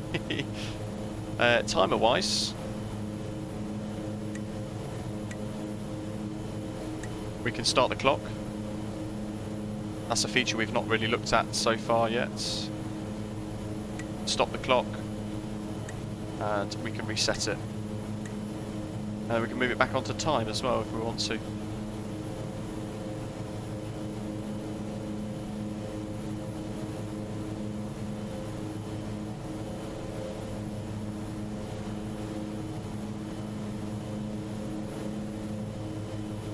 Bring that back online a little bit there. 6,000 now, that's us. Keep smashing the like button, guys, if you are enjoying it today, and if you're just tuning in for the first time, then do come and say hello. Click subscribe and say hi in the live chat. Try and answer whatever questions I can. Do not retard throttle of failed engine past mid position until prop is feathered. Interesting. How much is it going to cost, Mohammed's asking. So nothing confirmed yet, but Mathis was in the live chat a little bit earlier on and he suggested that it's going to be around $30 plus tax.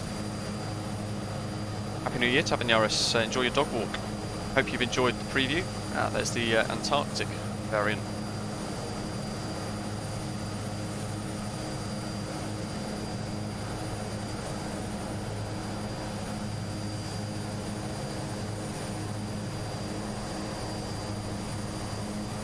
Look at that for a screenshot. Awesome.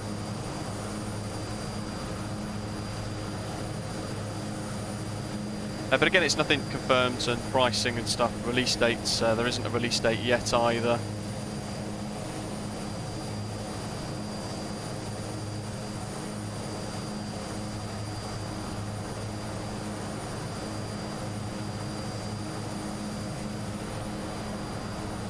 How awesome is this? Beautiful route put together by the boy Smythe, so thank you very much.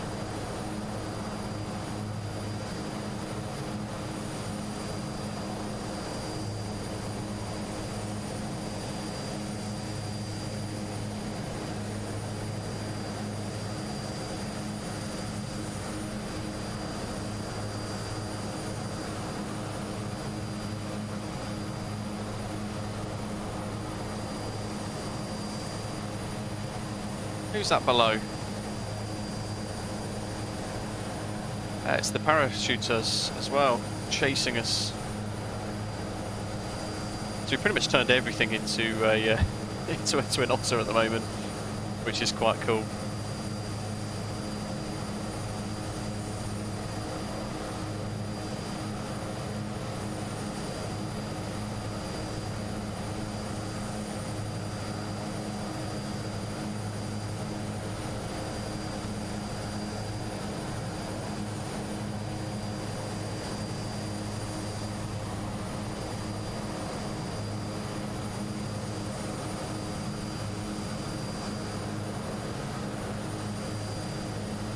That sun is starting to go down rather quickly as well. In the UK, we've got a couple of hours of sunset sun left, so we might get sort of a sunset as we're getting towards Kirkwall in the Orkney Islands. Hopefully we can get towards Papa Westray as well, that'd be quite cool.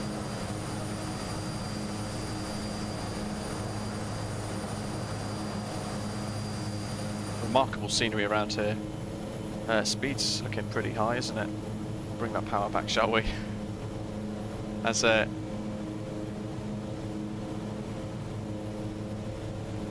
Matthew, one of our channel members, a real CRJ pilot, says, if you're not clacking, you're slacking. We could probably afford to go 10 knots less. Let's see what views have we got. Oh, look at that. We could probably go to this one as well. We could get a little bit closer towards the window. Wow.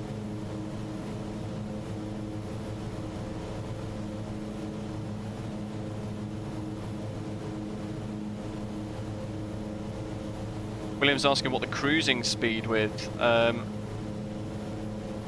Pretty much what we're at now, sort of 140 to 160 knots, I think.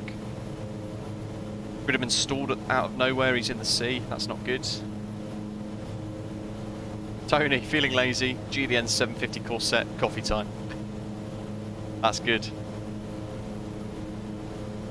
I probably would like to have a bit of help trying to set the GTN up with this Twin Otter, because that's a great add-on as well, and if we get it working with the Twin Otter, then it's just going to be incredibly good. Don Finucci's asking, have we been to plus 20k in the Twotter as of yet? No, not yet, no. We review it. Hello to you, Happy New Year. Logan Air does indeed use some Twin Otters, Diego, as somebody else has said. I think they've got 3. One of them I think has got this beautiful blue Scottish theme paint on it as well, which is quite cool. Ridderman says the Kodiak turned itself off. Slew doesn't help. Oh, that's not good.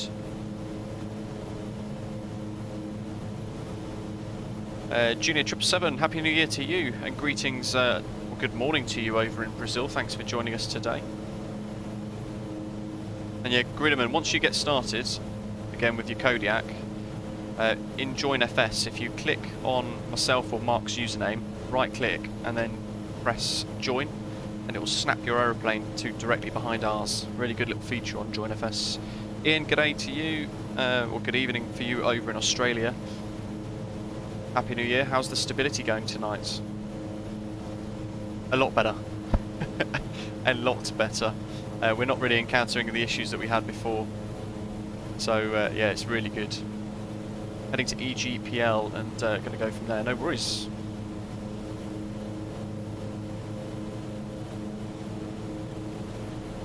We are at that VOR now, I think. We are. So, 1151. I forgot to tune that.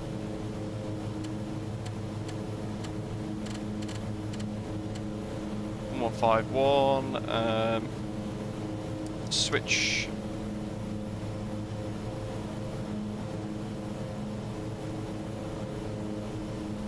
and turn.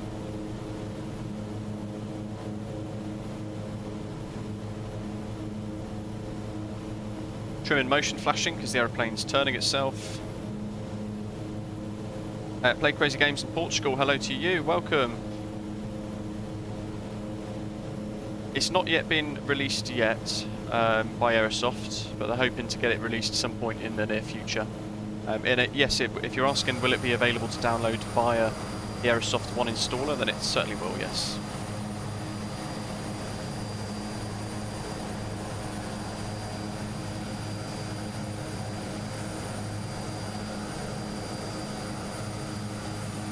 There's Ben Becula.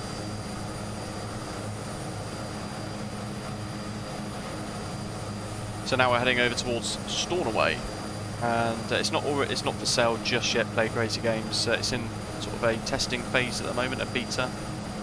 And once we get to Stornoway, we're going to head towards the Wick VOR, and then from there across the north. So basically, we're going to head north of Scotland towards Wick, and then north towards the Orkney Islands. We're going to land at Kirkwall, and probably we'll continue then towards Papa West Strait to really try it out on a very short runway, just for the final challenge, if you like.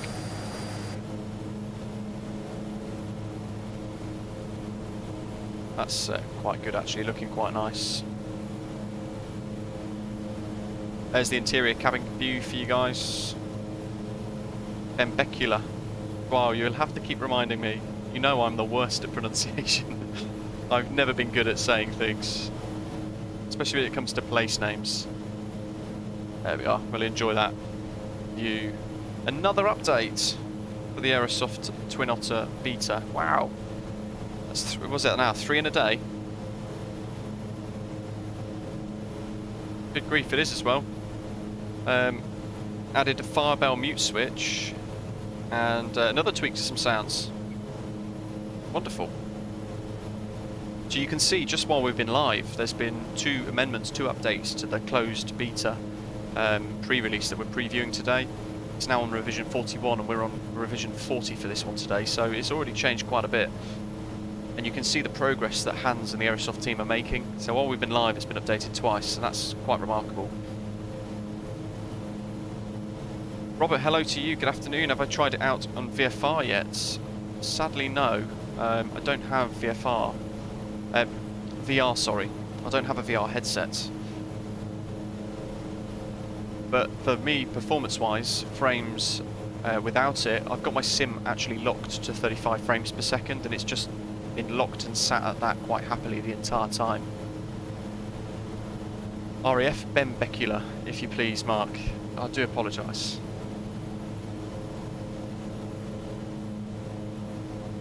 Zach is asking, do we experience crash to desktops and MSFS? Very rarely, but I do sometimes if I'm using things like the flight recorder mod. Yesterday was something entirely different. Not really sure what was the problem yesterday. It's a bit of a shame. Goblin's enjoying the aircraft. It's an awesome plane. It is indeed. It's a fantastic bit of kit.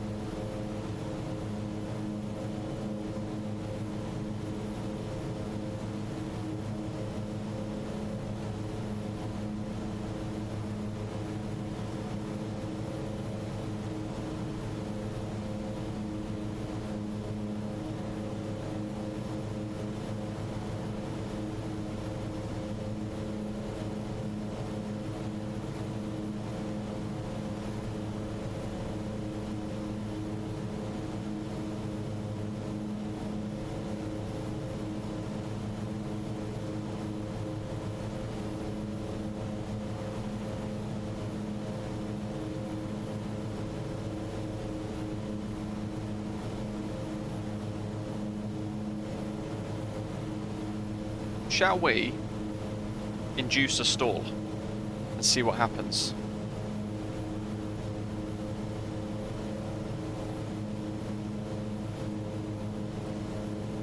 Pate, yeah, interiors are quite subjective, aren't they? I think it's pretty good, detail-wise. I know it is a bit low poly, but that's because performance is obviously the most important thing that you can want out of the sim. So for me, that's sort of what I focus on the most.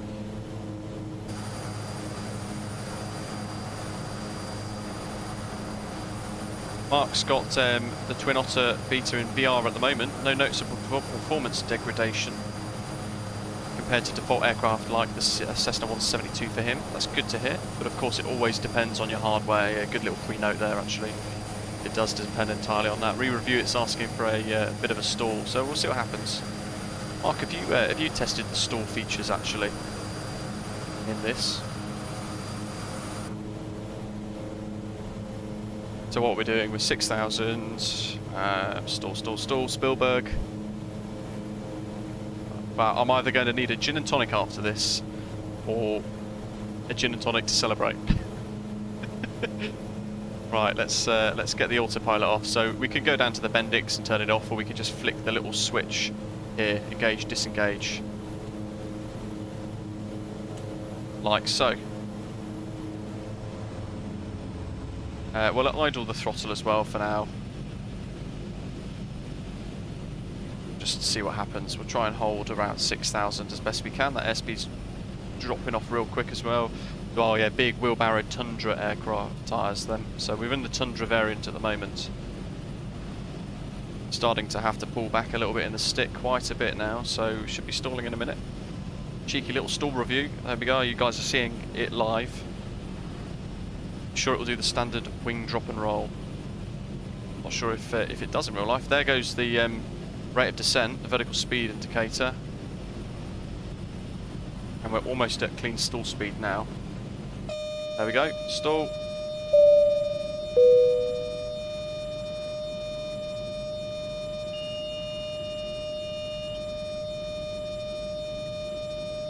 And I'm fully back on the stick now.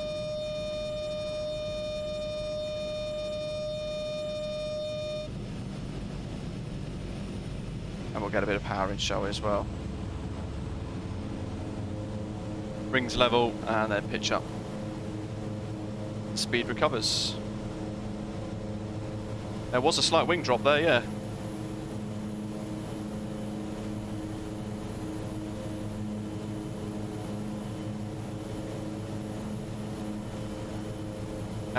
Can it fly with one engine if the other one stops?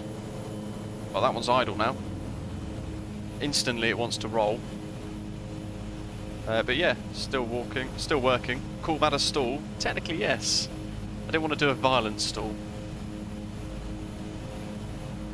So that's one engine idle at the moment, look. We're still actually climbing ever so slightly. We're just about holding our speed.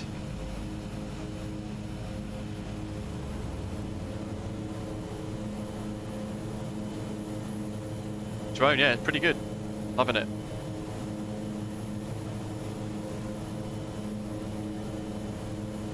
Right, I think you guys want to see a bigger stall, don't you? So let's get that nose up. Let's really induce one. Now with throttle idle, let's really induce a stall here. We'll go to a climb to induce it. Here we go. Stall warning now. Fully back on the stick. This is a work in progress. Look at the vertical speed though. Minus 2,000 foot per minute. Speed's coming up.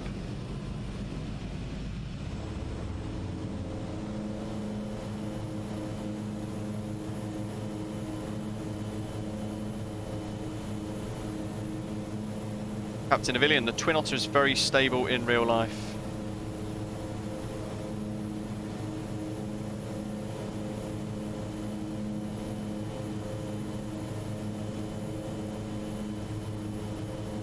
Let's try and get back on our track line here a little bit.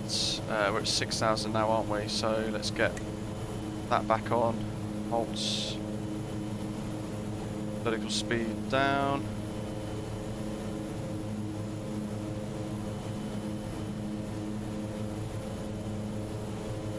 That's the typical Asobo stall, yes. But actually, I thought it was quite nice. Do airlines use it? Does it fly commercially? It does, Mohammed. Yes, great question. So Logan Air use it in real life, and a couple of other sort of smaller airlines like Air Inuit use it as well. I'm hoping to get a channel livery painted with it as well, so that we can go and enjoy little trips around random places in it. There's a parachute version as well, with like a cargo net entry on the left-hand side. Maldivian Airways, as Mark is saying, is a great one. It's float planes, basically, so float versions of the Twin Otter, island hops and things around beautiful Maldives, and you can land on the water. Safe and stable stall, exactly, yes, very good. All in all, very stable and quite enjoyable to fly.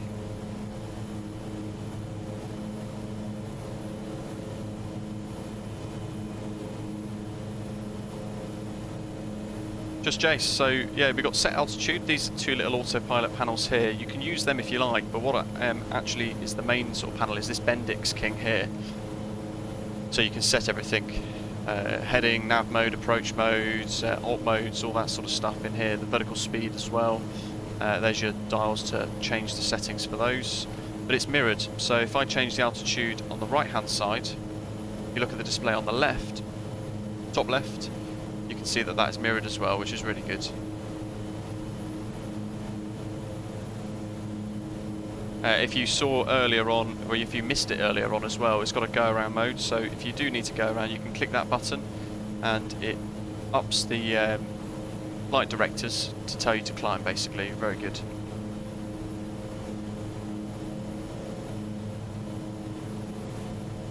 Might just come left ever so slightly to try and get back on track, so I think we're getting a bit of drift.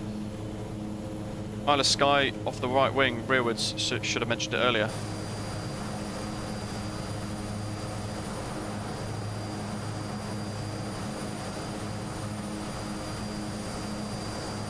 Philip did 3 flights today and it all crashed to desktop. That is not good. Was it live weather by any chance?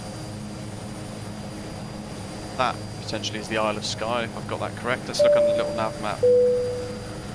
Oh, it is, yes. Beautiful. Forgot how big the Isle of Skye is. Can we add rain and test the wipers? We can try, yeah. We'll get towards Kirkwall, and once we've landed, we'll set it all on, because I know weather's a bit broken at the moment, so we're on Lloyd's weather preset at the minute. Lloyd's Epic Clouds. You know what? Let's see what happens here.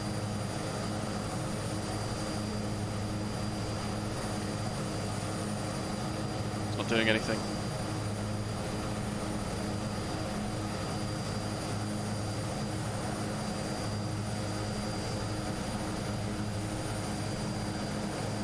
We'll render a little bit of rain in, so we might see some starting to drop on the aircraft. Who's that down below? Caught ya, sneaking up on us.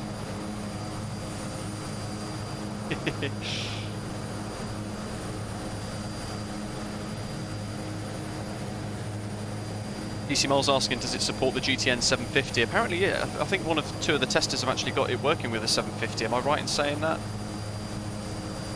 I'm not sure how to get it set up though. I'm not the most techie of people, so I'll probably have to spend a little bit of time working it all out myself. Fine Voker saying, hello Mr. Star, is it auto trim or manual? Manual trim, but in autopilot it auto trims itself. So I guess a bit of both. Philip, no. Live weather at the moment is broken according to Microsoft team on their forums.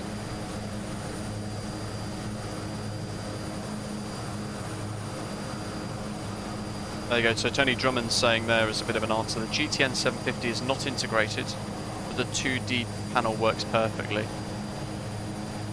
Peter's flown in the Twin Otter over the Grand Canyon 21 years ago. They still use them today. There's a great route idea.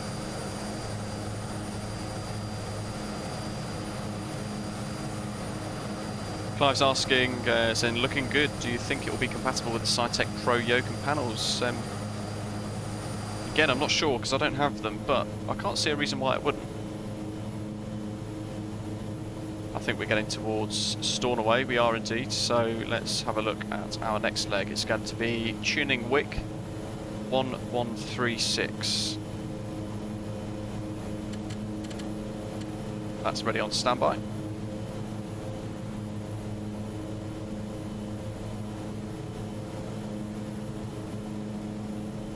Just Jace, looks like Aerosoft's done a really nice job on it. There's the auto trim, by the way, with the autopilot, so it's working itself out quite nicely there. How's our fuel? Loads of fuel left. Fantastic. What I'm hoping to do is the journey from Punta Arenas in Argentina across to British Rothera with their the Aerosoft's British Rothera and Antarctic Volume 1 scenery for MSFS. There's the parachute version. So I'll probably do that live, probably on VATSIM as well. So again, it's a route that everybody's welcome to join me on upon release of the Twin Otter. We might as well go and fill up South America and head across to Antarctica with a ski variant. Stella, is live weather broken since when? Pretty much since yesterday. It's like it hit the 31st of December 23:59 Zulu and then just broke. Who knows what's happening to it.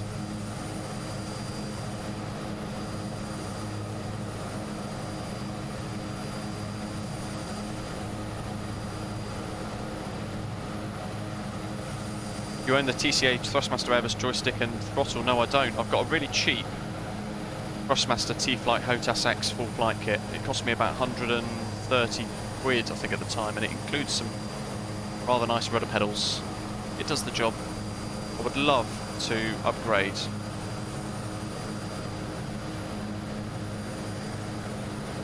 There's another one.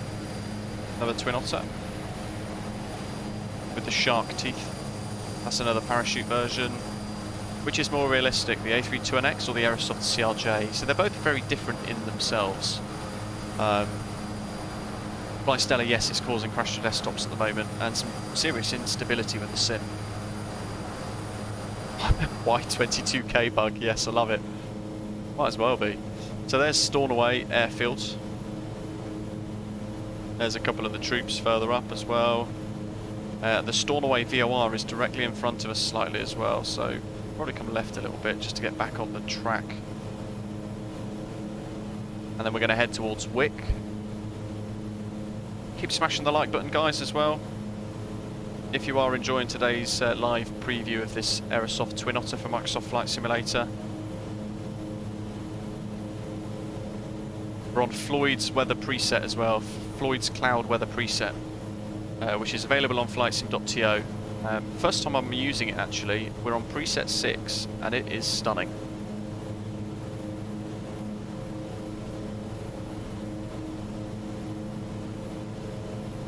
See, so many of these are great options for the Twin Otter. Lots of island hops around various parts of the world, including all the Scottish islands. Now, where's that parachute one gone? He's all the way back there.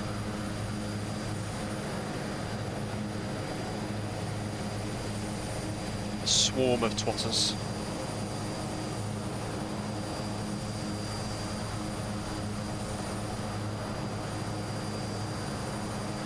Rodrigo, good morning to you. Passionate about aviation. Congratulations on your live stream, Rio Grande do Sul, Brazil. Good morning and thank you very much for joining us over in Brazil as well. Quite a few viewers over in Brazil, it's great. And Chile.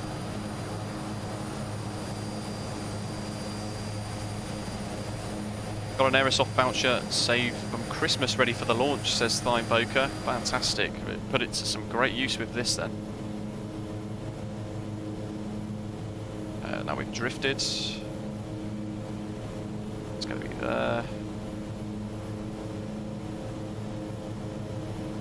There's wonderful Stornoway down below.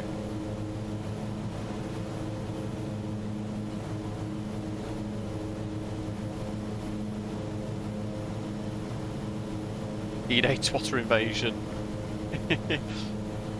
Argentina to the Falklands in the Twatter. That is actually a real flight, I think, isn't it, from memory? As is Punta Arenas to British Rothera. Argentina to the Falklands, that is one heck of a flight. Don't want to upset the locals. The penguins, that is. Right then, next one. Let's switch. Click. Wick 263. But actually, for us, it's going to be 083. Which is about there.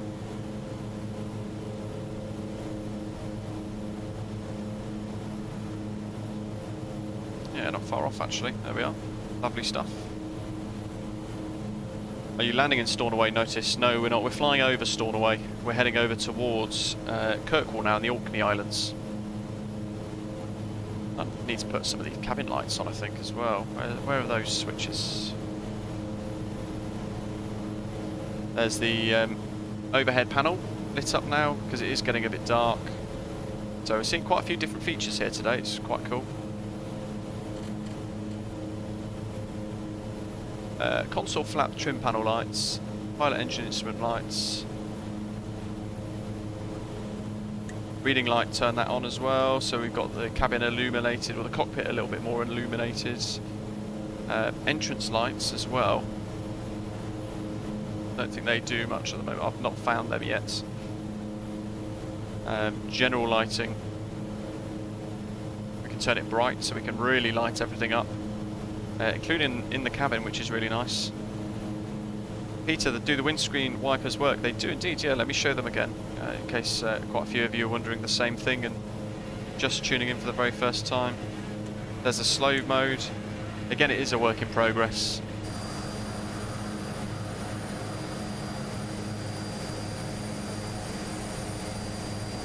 There they are.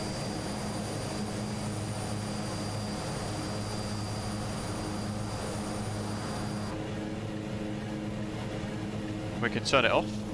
They stay in that position and then we park them.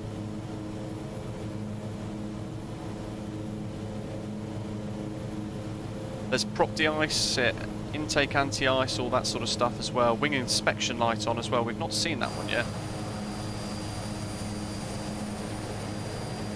Not sure where that is, haven't worked it out yet. Who knows? We're now starting to see the lights really start to kick in as well, the sun going down. Gotta love that creaking sound. Yeah, here the motor's going away, which is really cool. Do the wipers do anything? No, not at the moment, I don't think. Intake deflector, extend or retract. Now, does anybody know where that is? Because we can have a look to see if that works.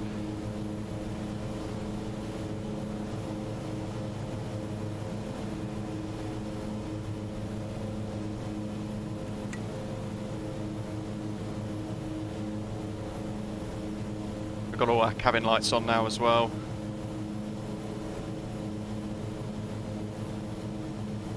Is the Aerosoft CRJ very close to the real one? Mohammed's asking. So Matthew, one of our channel members, is a real CRJ captain, and he said that the Aerosoft has done a fantastic job on it. So it must be good. If they're if he's saying that and he's a real driver, it must be pretty good. Turn one of the landing lights off now. There we are. The one on the left is off, the one on the right is still on.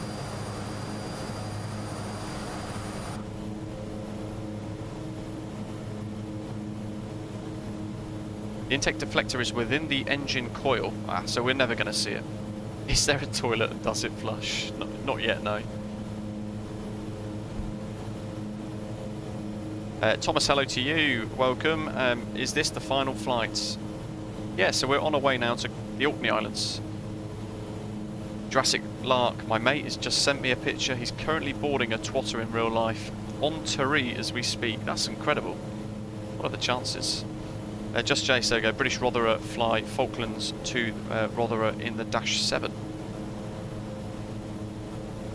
Now, what is the total flight time, the maximum flight time of this? Does anybody know? Because I know the flight to British Rotherer from Punta Arenas is about 4 hours, I think, isn't it?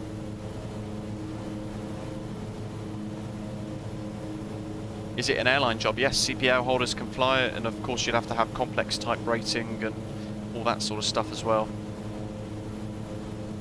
Mohammed, good question. The test stuff work as well if you are just tuning in. We're going through a couple of the things a few times just in case you are just rocking up and wondering what it can and can't do. What else was there? There was a caution light. There we are. Got the stab de-ice there as well. Press them as well, they do work, look. There we go.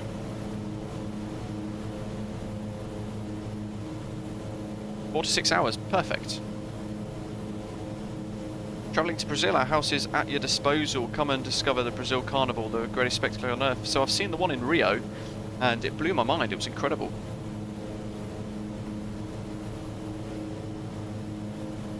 What have we got here? Distance 83 nautical miles, I think that says. Just Jace did soar to Egar Rotherer, and it was 767 nautical miles, very close to its maximum range, but you can stop at Scram on the Antarctic Peninsula and refuel. It's 550 nautical miles from soar to there. I know in real life they put extended tanks, don't they, on the wing, so you can fill it right up. Definitely a journey I'd like to do in this. So as I've mentioned a few times, it is a work in progress. There are little things like the propeller animations that the Aerosoft team are going to be tweaking. Sounds and things as well are all being reviewed all the time. Lots of progress with Hans and the team is being made all the time. There's the Antarctic version off in the distance. Perhaps actually we can see that via our window views. Let's see. Oh, it's just out of view there. There we are.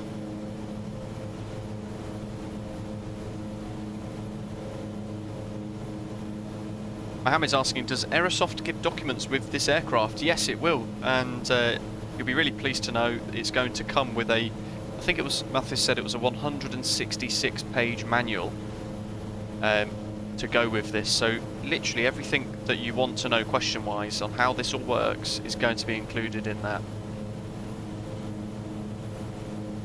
Let's see if we can get a bit closer towards that Twin Otter on the left. So we're just going to creep ever so slightly left. We're just going to start to close in on it. 7 to 9 hours on extended tanks, wow.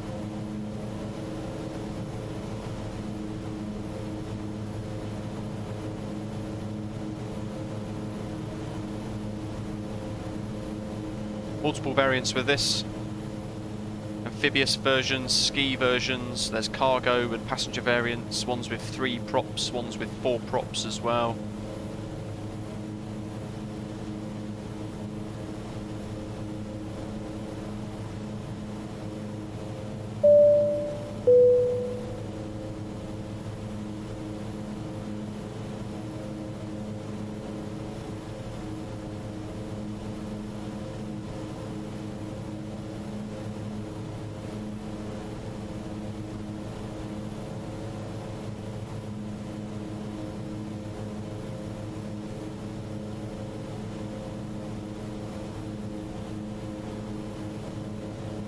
Mickey, welcome on board, thank you very much. Clicking that subscribe button. Tony's saying, I believe Mathis has a special long-range version with inflatable internal tank. Wow, that's pretty cool. I did not know that was even a thing.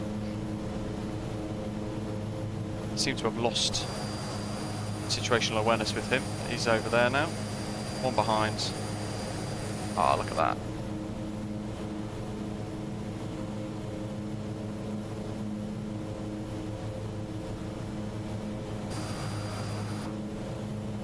That's going to be view number. You know, we can just translate the view. Oh, hello.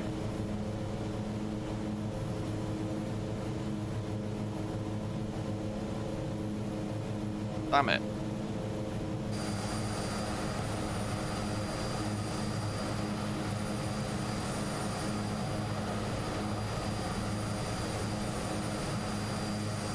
There's a couple of the variants.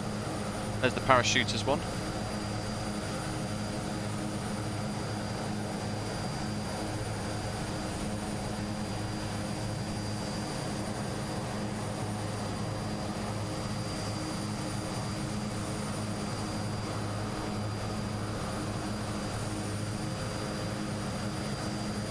Mickey can remember one flipping over onto its roof when a crosswind caught it as it was just landing at Rotherham Research Station. That is insane. Wow.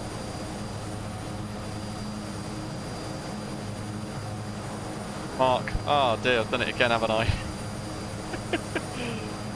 Yeah, I meant 3-blade and a 4-blade Twin Otter. So there's different bladed variants as well. So we've got cargo, we've got passenger. There's amphibious, there's the Tundra version here with the big fat squidgy wheels, and float versions as well, Air Maldivian for example, for those beautiful island hops around the Maldives. Then there's the 3-blade and the 4-bladed versions. So lots of variants, and of course the one in the distance there, the parachuted one as well, with the canopy side too. There's also a short nose version too, so the nose cone on the model is a lot smaller, it's a bit stumpy. Got to try and get some views of these aeroplanes. flying over the wing like that.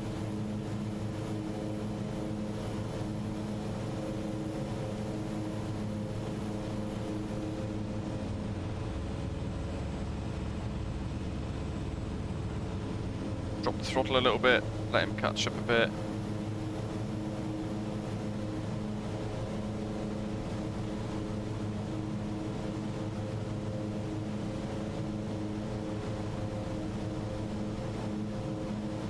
There we are. And I'll probably just check the throttle setting and speed and things as well. Now we're resetting everything back. Probably need it a little bit to the left. A couple of notches.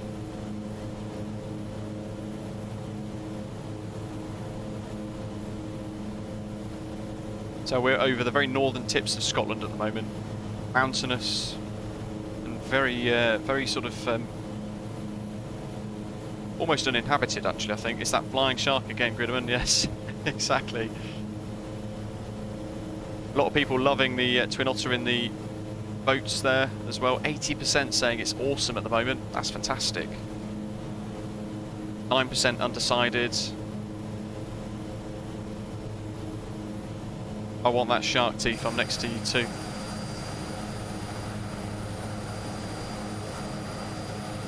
There we are, we're 3 up now in a little aircraft convoy.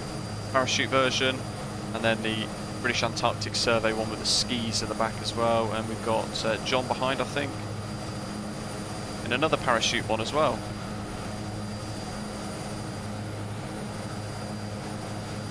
You see, hello, yeah, still no live weather sadly.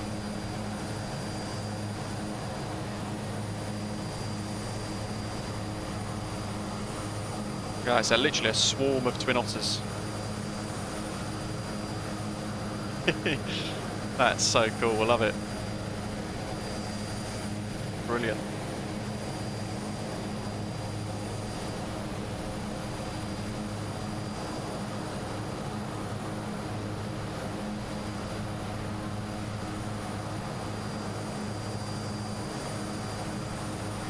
Got anyone on this side? Let's have a little look. Don't want to miss anybody out.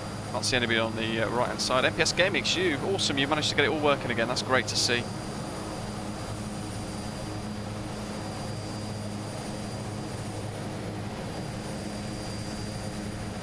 Wish I wish a dev studio of some sort would create a nice Dash 7 as well. Yeah, that would be quite cool, wouldn't it?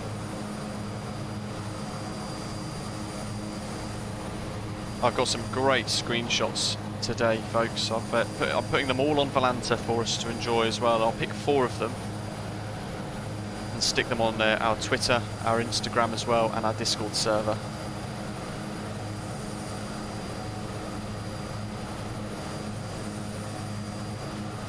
When is it due to be released? I'm not sure actually, to be totally honest. ASAP. I know there are things in progress at the moment. Oh, look at that, we've got somebody in a CJ4 riding the stall. Who is that? That's incredible. Is that somebody in a CJ4?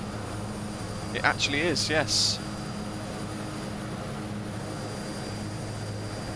Let's change them to something. Let's see. Substitute. DHC.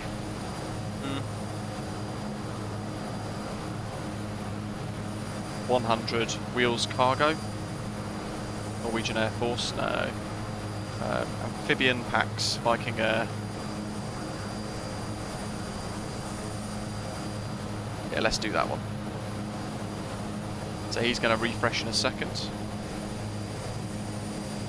We'll see him in an amphibious version. There we are.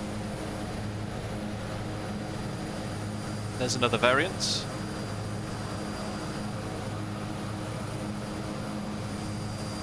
That's no problem at all. That's great.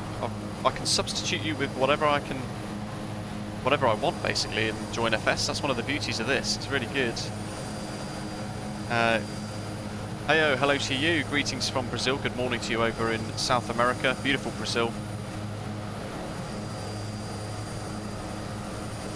Sharks coming to get us again.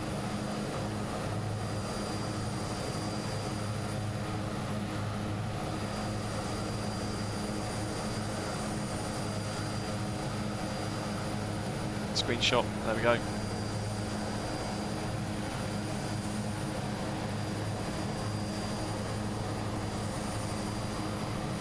We've been able to show quite a few of the different variants today, which is quite cool.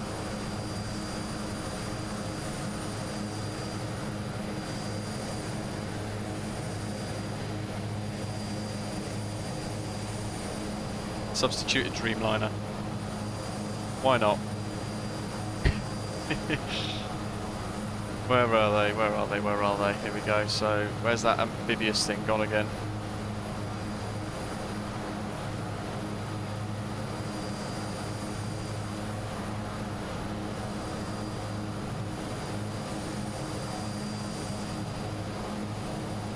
Here we go. Oh, now look at the sunset as well. I will change it back because the Dreamliner's... There we are. Our channel livery, Osprey Airways. Jesus, good grief.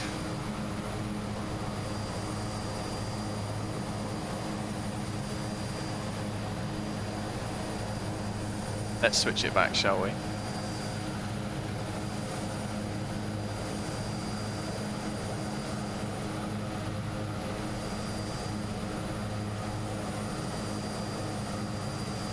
Tundra Cargo. Tundra Packs, that's us. Amphibian Packs. We'll do Tundra Packs again, we'll do another Norland Air, shall we? There we are.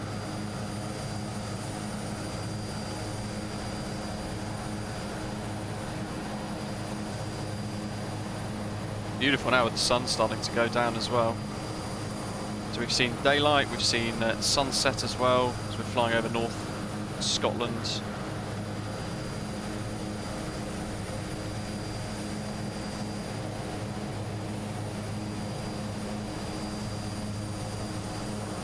Now if I drop the throttle a little bit, I'm going to force him to catch up. Smash the throttle back in, try and capture the speeds to match.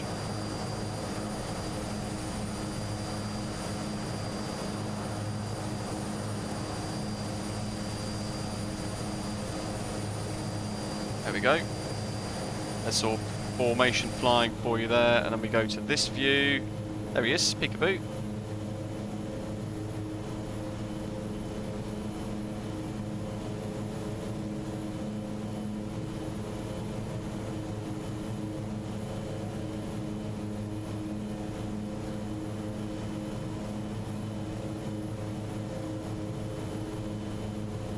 Brian Sky, awesome aircraft, can't wait. Yeah, they've done a beautiful job with this, it is really very nice. Check a little VOR, we've got to make a slight correction of track there, to the right a little bit. As we head towards Wick. What are we now? We're about halfway across the sort of northern tips of Scotland at the moment. So we'll be at Wick fairly soon.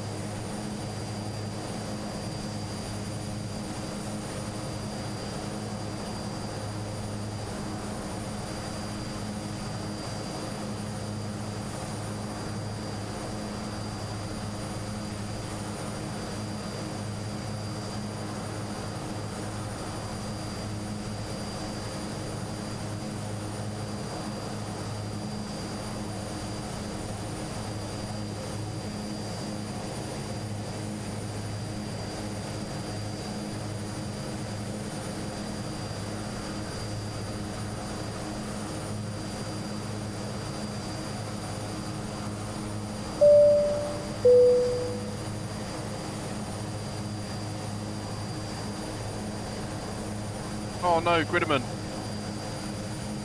Crashed the desktop for you. Chilling with autopilot and stuff on. Benoit, hello to you. Welcome on board. Thank you for subscribing. Who's that right over there? It's another little Twin Otter. It's the Air Inuit. Perfect. To show you guys how good the models are actually, the liveries and things. Look at that. Beautiful PBR texturing.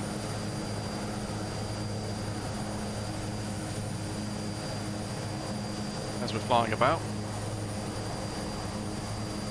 How long until Wick? Probably about 5-10 minutes. Not long.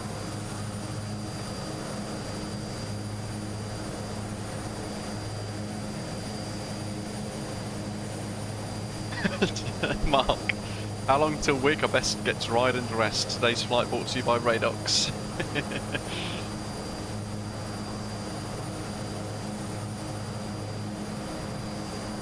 Not Alpacin caffeine shampoo then, which is what I pretty much need to combat all the hair loss. There's an RAF station over here somewhere, right at the very north, probably a radar station. Oh, look at that. These Lloyd's weather preset clouds are just stunning. Especially now that sun is starting to drop.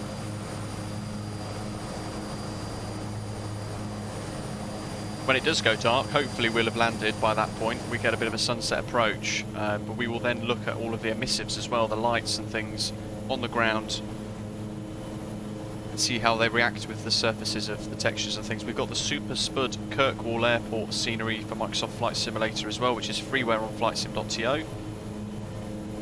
Installed as well as a bit of a final destination, or a primer as a final destination. Kirkwall is going to be next, and that's 1086.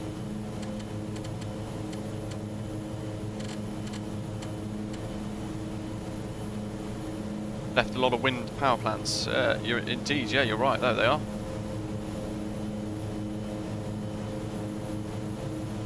Does IMAX still exist?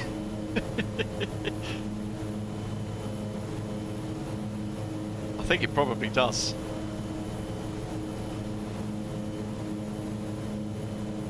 Used to be 2 USN comms units, but they closed in the 80s. Awesome. Not know that. I can see there's a on Valanta basically near Thurso. It says RAF Castle Down, and then it was also near Stornoway, Thurso airports. I don't think I've taken so many screenshots before. ILS at Kirkwall, is there one? Did not know. Let's have a little look here at Navigraph. See what we've got to face in a short while. Runway 27 and 09 arrivals. So we don't have a DME, that's the only thing. We can fake it on the GPS.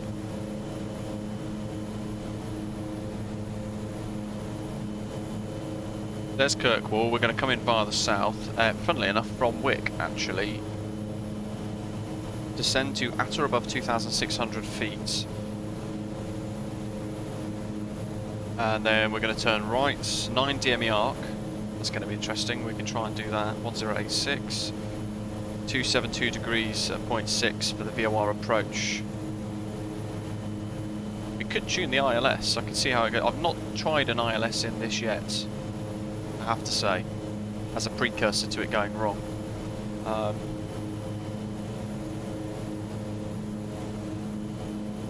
But we could tune that, just see how it goes from 1,900 feet. Category A and B aircraft, 7.5 DME, 1,900 feet.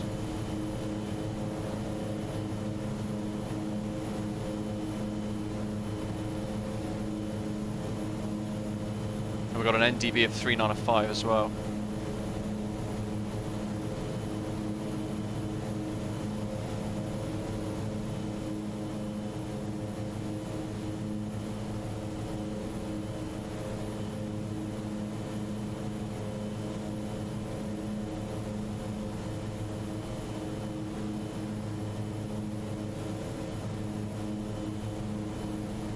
What was that?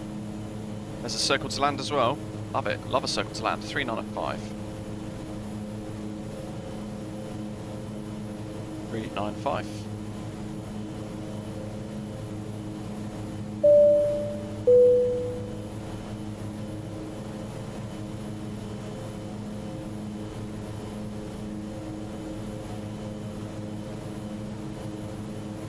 That's preset, right?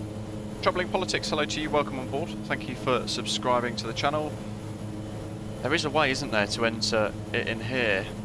And I can't remember for the life of me how it works. Change fields, no.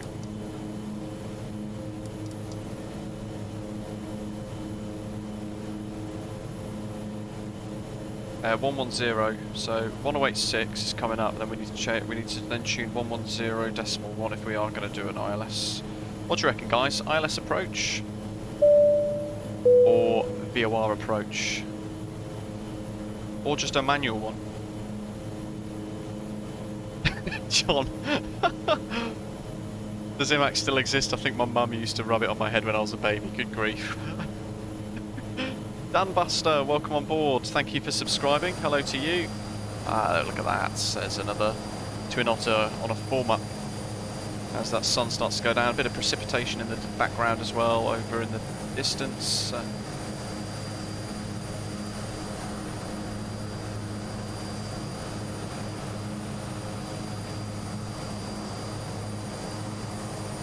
There we go. We did have a few on our right-hand side. They've drifted over that way somewhere. There's the parachute version. Jerry's asking for VOR. Cythera's asking to test the ILS.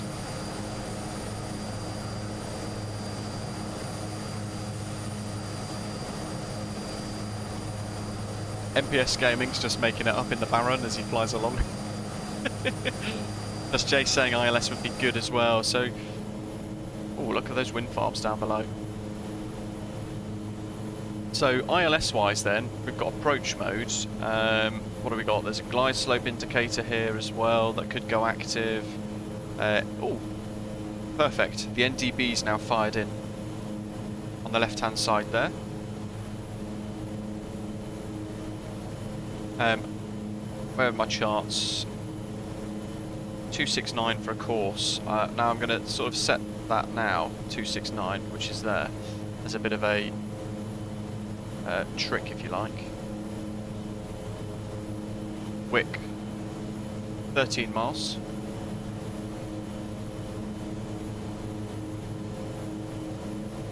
We'll give a ILS a go. For those of you who are more familiar within the testing team,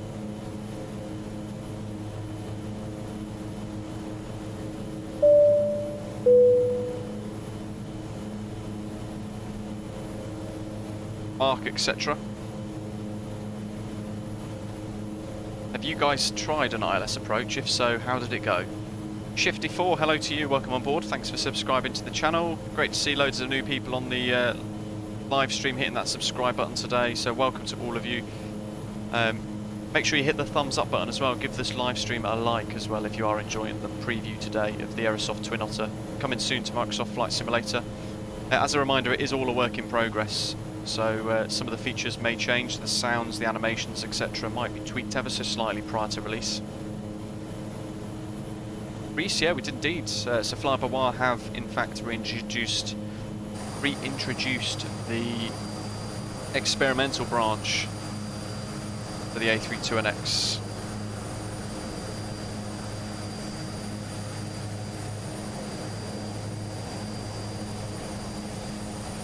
That little wind farm down below. Might as well put it there. It's windy as hell in Scotland.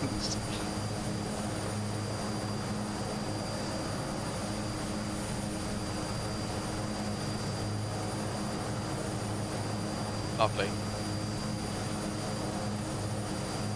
Such a wonderful bit of kit. So we'll shoot the ILS into Kirkwall. The question then lies, it's down to you guys to decide, and those of you flying behind as well, I guess. Would you like us to continue up to Papa Westray? Tiny little airfield, remote fishing village, very top of the Orkney Islands, which lie up here. If you do, just let us know in the live chat, smash yes into live there as well. So, Mark, re the ILS approach. Flight director was fine in a previous revision, but autopilot, this is a previous version, autopilot failed to capture the glide slope, but it's been a couple of revisions since I tried, so yeah, well, we can try it again, and if not, we will fly it to the flight directors and stuff ourselves, I suppose.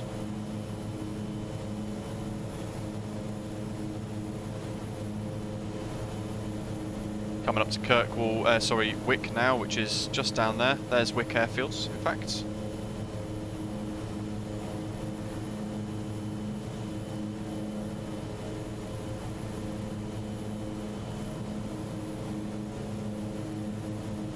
It might be a bit difficult going into Papa Westray, actually, to be honest, knowing that... Let's switch this. Knowing that it's going to be a little bit dark. Peter's going to join us in the Islander, fantastic. There's me smacking the mic by accident.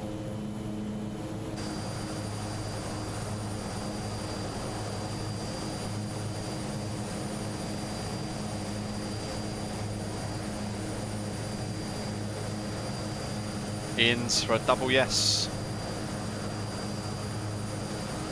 Westray, Papa Westray is the world's shortest flight. It's basically just going to be due north for us as well, so EGEP, I'm going to make a note of that. I've got no idea if it's got a VOR or not. I know it's an MSFS landing challenge.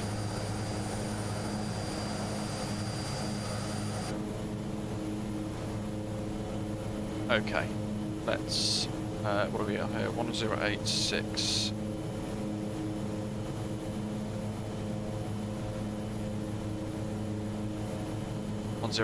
That is active now.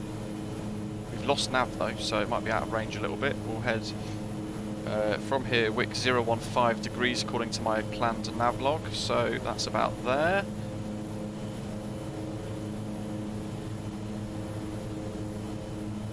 There goes the NDB, because we've pre-tuned that as well. So the NDB is working along quite nicely, or the ADF. What do we want to tune as well? So 1086, where's my scribbling? 1101, isn't it, for the ILS?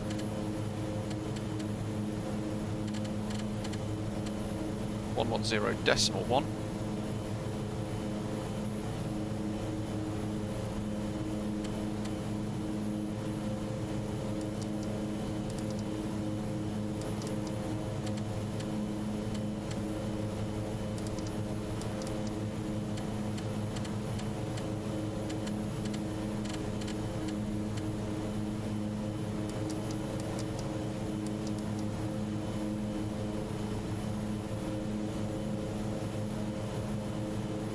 Procedure. Let's go, let's have a little look here. What is it?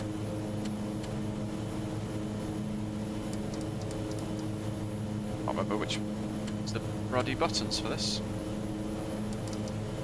Activate approach. We want select approach.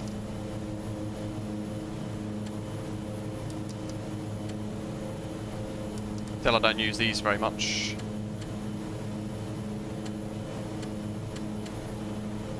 Unknown airport. Good.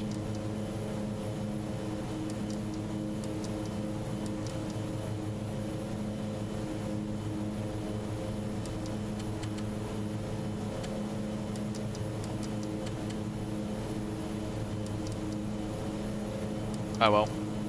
We could probably do it up this one. So, was it procedure?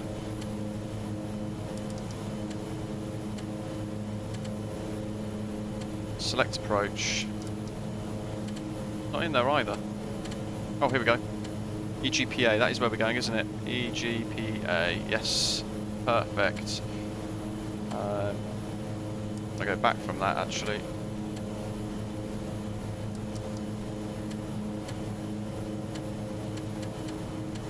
Here we go. ILS runway 27. Via whatever that is. I'll just activate that as it is. Yeah, because the other one's Kirkwall. Actually, there's a wick transition. Load. And then we'll activate the approach. Now it's at the bottom as well.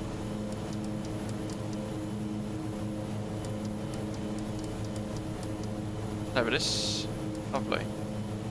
We should probably start descending, shouldn't we? Where's the approaches? Star.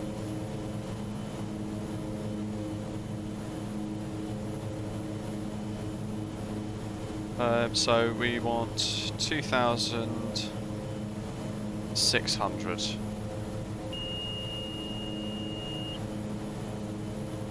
2,600, let's go there, and oops, we want a negative vertical speed. We'll do 1,000 foot per minute.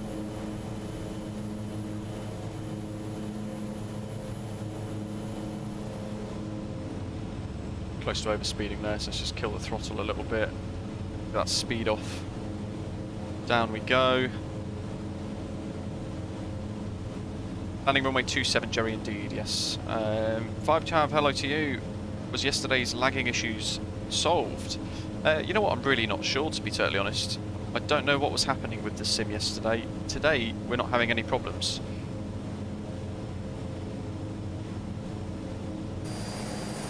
The sun's starting to go down now quite quick, isn't it?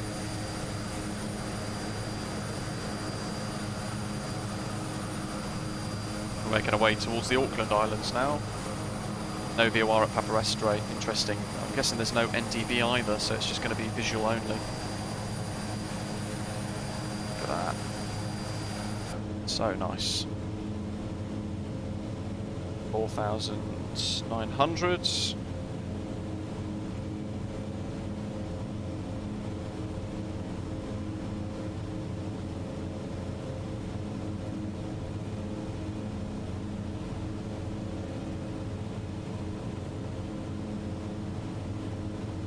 OBS, we're going to want a, where's that ILS DME? 269, let's set that now.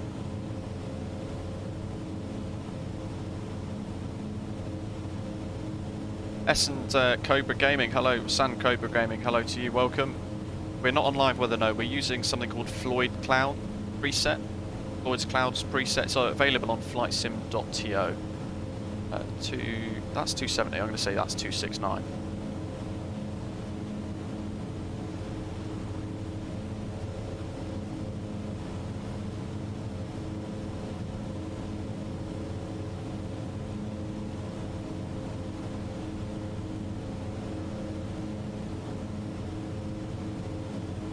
Let's just keep going to Norway, yes.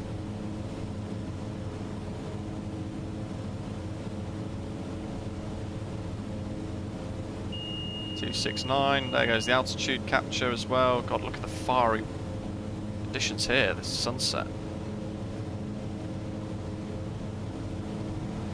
Remarkable. There's the lighting being reflected. In fact, is that a bit of rain? I don't think it is, I'm not sure. Could be. I think I'm going to have to turn the time back a little bit. No NDB either, no. Fantastic. So we'll have to probably go onwards towards Papa Estre.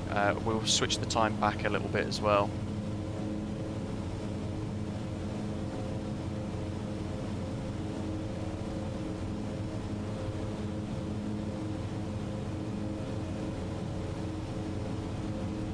Kirkwall 11. So now we've got to start a right turn outbound.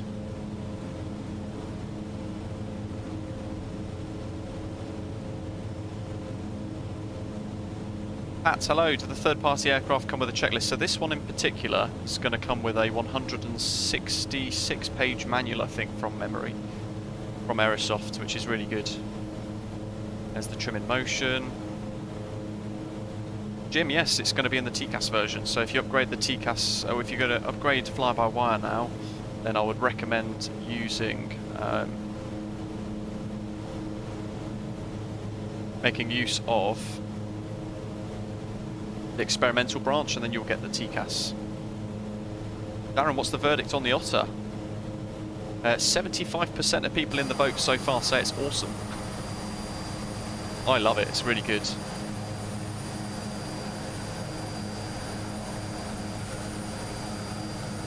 There she is anyway in all her glory through that sunset.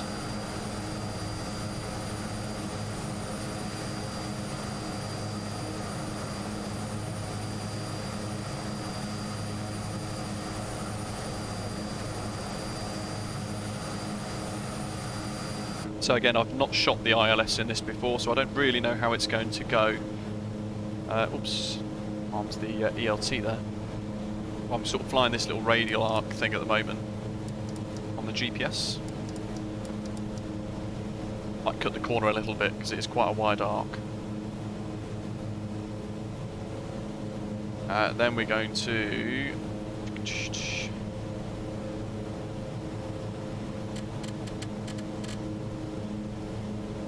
switch that. We've got nav 1 armed.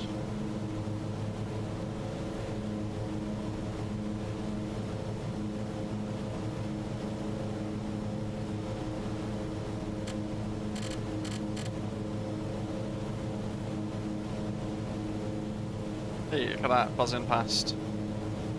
That's the crazy parachute one. Let's make a little bit more of a left turn here now. We want to go down to 1,900 feet. Alt to 800 foot per minute. Tiny little bit back on the throttle.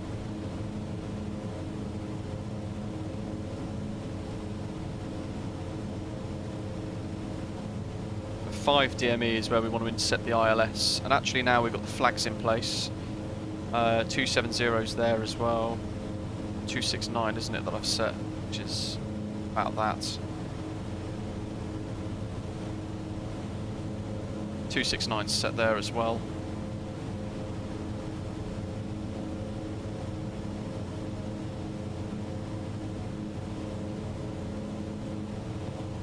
Kirkwall to Bergen was the first flight Jurassic ever did in flight sim. X-Plane 9 or something, had no idea what I was doing, flew by hand using dead reckoning at 2,000 feet. That's a skill in itself. Let's do another little left turn here.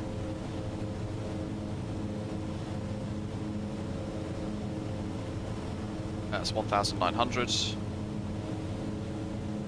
Having to relearn the G1000 as we go, Jerry, nice stuff. So the Kirkwall scenery is by Super Spurs on flightsim.to. We're going to see that as we fly in. In fact, there's the runway over there. Jesus. So actually, we're going to be establishing any minute. Right, so intense focus time. I'm actually going to come down to like 1,500, I think. Just to give me time and space.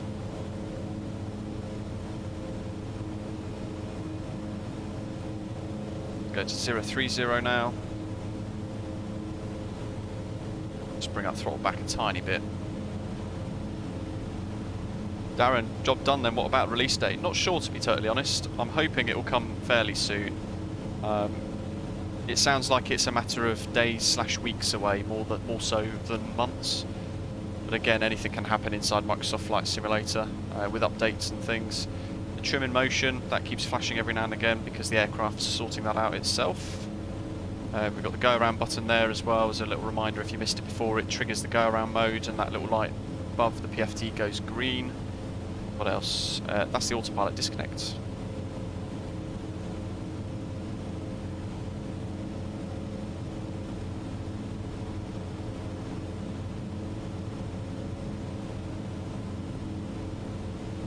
Okay, so let's start to work to turn finals almost. So what are we doing? That's going to be parallel to the runway. Let's do that.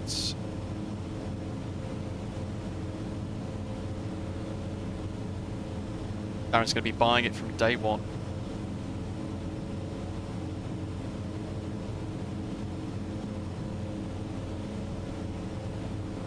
Now I don't know if I've tuned this all in correctly. 1101 is active.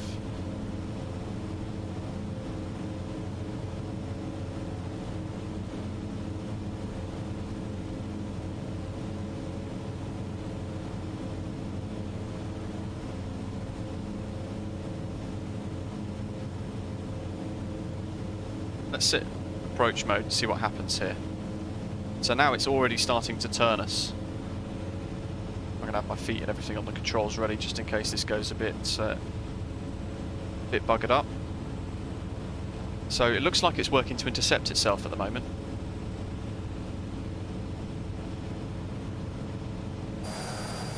Let's go flaps 10.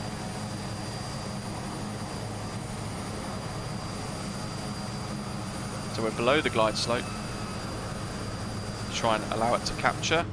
Now any second, that flight director should start to shift. We should start to see us work to establish on the glide slope, the localizer and all that sort of stuff. Here we go. Well, this seems to be working quite nicely by itself. This is managing its own glide slope at the moment. We'll keep an eye on it. It's Aethera, so it brings TCAS to the masses. Green for nav capture, and glide slopes now armed as well, look red. So we'll wait for that to go green as well, so then we know we'll be on the glide too. Flaps 20. So this is the Twin Otter flying itself on a glide slope, ILS approach. Whether it captures or not the glide slope, we're about to find out. We've got 4 reds still on the Pappies. There's somebody shooting below in the Barra. That's MPS.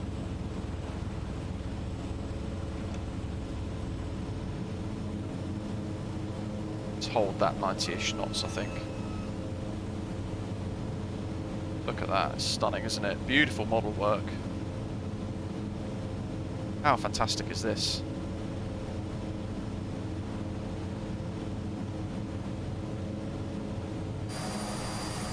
Little bit of a crosswind by the looks of it to contend with too.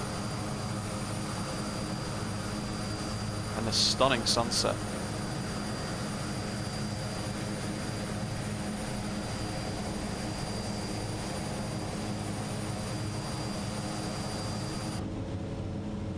Right, let's just keep an eye on this now. We've got 1 red, 2 reds. Come on, where's the glide slope?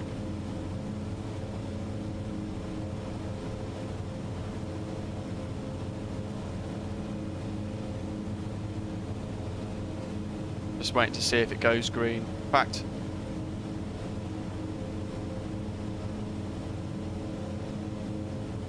doesn't look like glide slope is armed.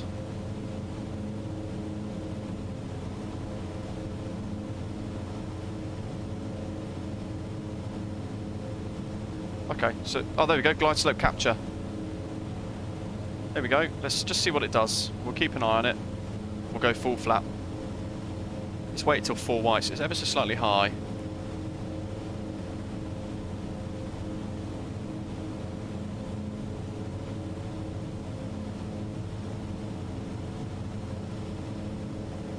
But actually, the glide slope markers here are actually showing that we're slightly above the glide slope anyway.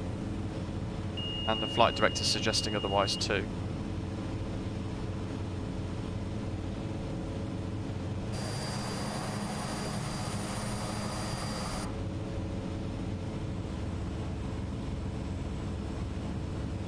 Quite a bit of correction there, look. It's fought to get itself back on the glide slope. It's still flying itself. We'll wait till about 500 or so feet and then we'll put it back in again. Now it could be the scenery because we've got a freeware piece of scenery that's a bit of an overlap here. Now we've turned the autopilot off.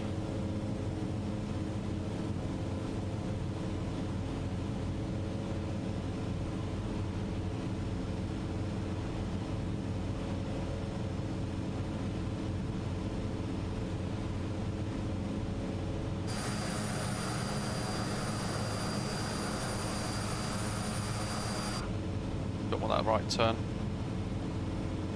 Let's see, here we go. Looks like it's going to be a formation landing. 500.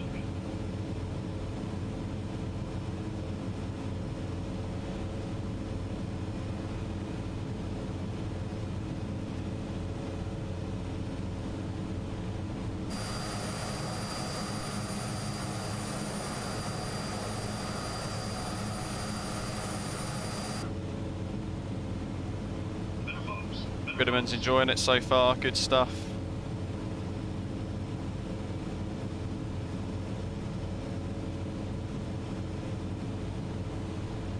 We do a touch and go.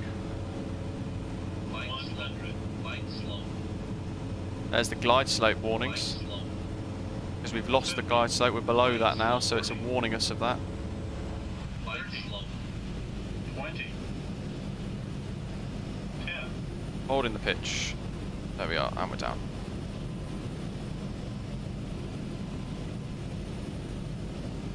Bus.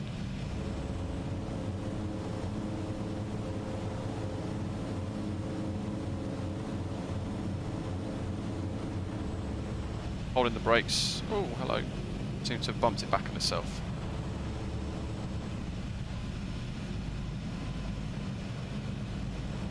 Now we've probably got people on finals. We have. So I'm going to backtrack grass. We'll head over to Papa Westray. We'll really try it out. So I'm just going to bring the time back a little bit to maybe 15:15.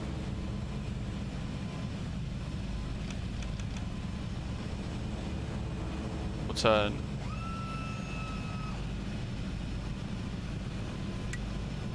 that off.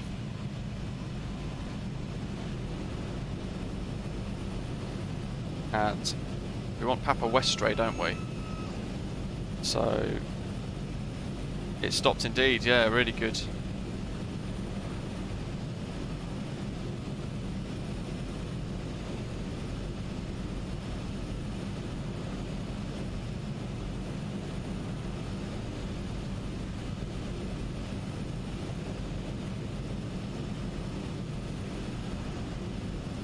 Here's another one landing. That was a fantastic landing as well.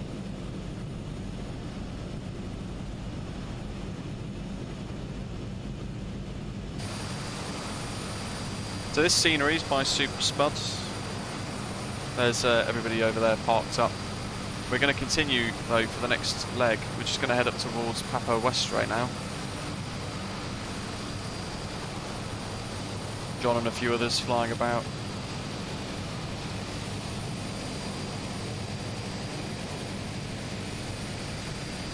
We just need a bit of a route recalculation to get us back up towards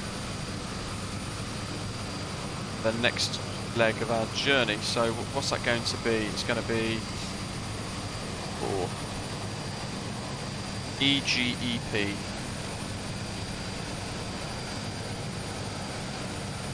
With 0 chance. It looks like we just got to go due north.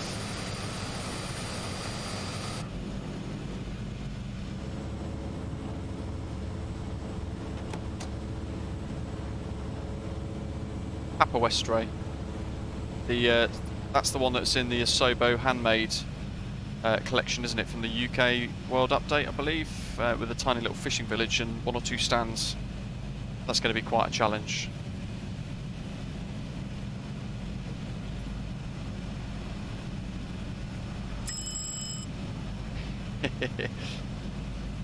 Okay. We want to turn approach mode off. There we go.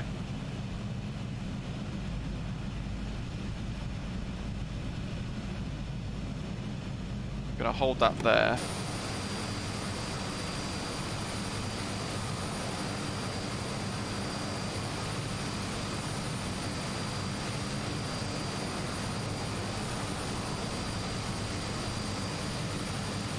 Hoping we'll get a good screenshot. If I position this correctly. Darren, yeah, Fly UK. Some great scenic routes. There's another one. There's the ski variant. And there's the parachuters.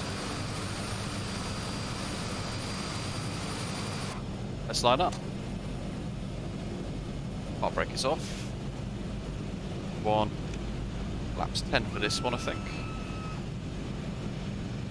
Check the approach, nobody's on that. And we'll just probably do 1,500 feet throughout.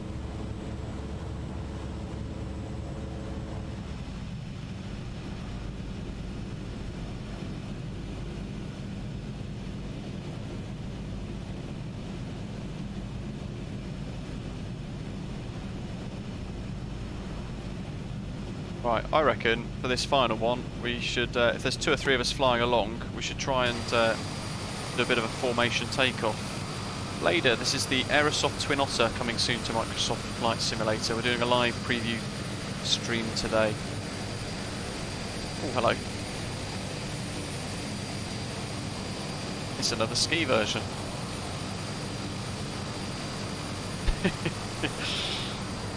Jerry Cook's on short finals.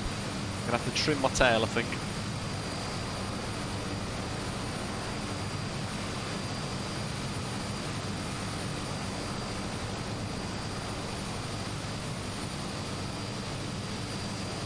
So we're basically going to head due north.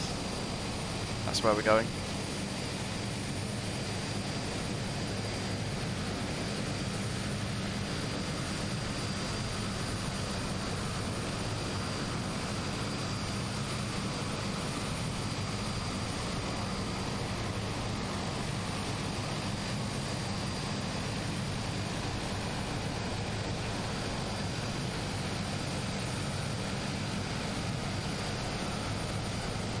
Here comes the other Nordland there.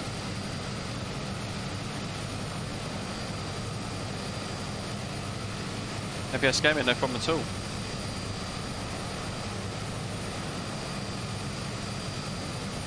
Here's the parachuter variant, by the way, if you are just tuning in. Look at that for a livery. How cool is that? Skydive Paris. And we can pop inside and you can see the interior there with the benches.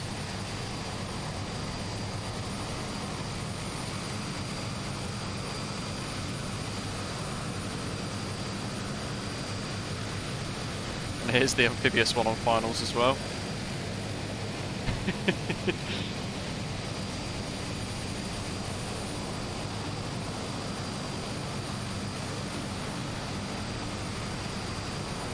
He's got the wheels out. Fantastic. There's the Air Inuit as well. There's another version. We've got loads of options here.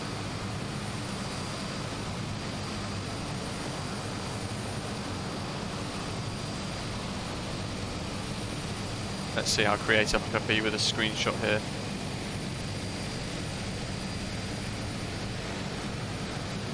There we are. I think we are ready. So, I know there is a bit of a stream delay, but in a few seconds you guys are going to see me roll forwards.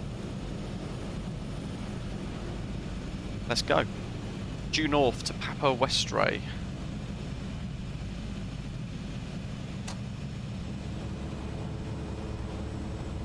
Wait for him to start rolling alongside. We've set power. You can see how the airflow is changing on the empennage as well. It's moving the aeroplane up. If I move the elevators, you can see here, look at that, it's fantastic. I love how they've done the physics of it. He's rolling, I'm rolling. Just going to come ever so slightly left, right of him. Because he's not actually in a Twin Otter, I don't think.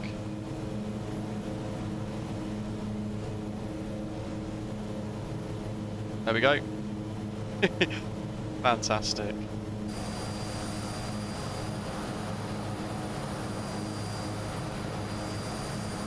Try and fly in drone camera for a minute. We'll start a right bank.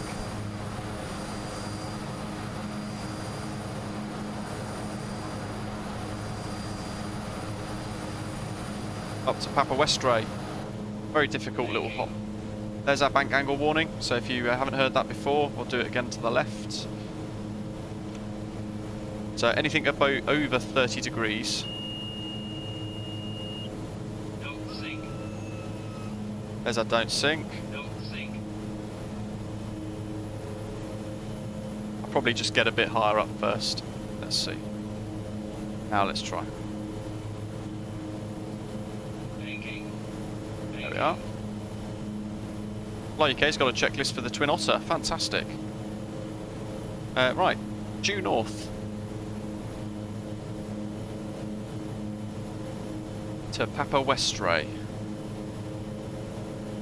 We're just throwing this in as an extra. Kirkwall was our final destination, but we might as well go further north. APS Gamer wants us to plan more flights like this. It is good fun, isn't it? Papa Westray is one of those up here. There's 1,500. We'll go heading mode and alt mode. Just see what happens with the aeroplane here. It's allowing itself to accelerate. Jerry, no problem at all. Thanks for joining us.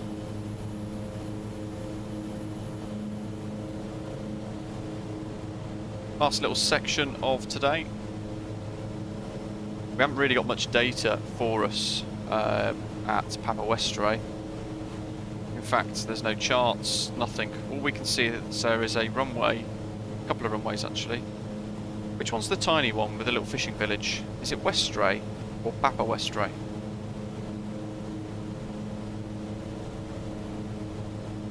I wonder if it shows me on Volanta.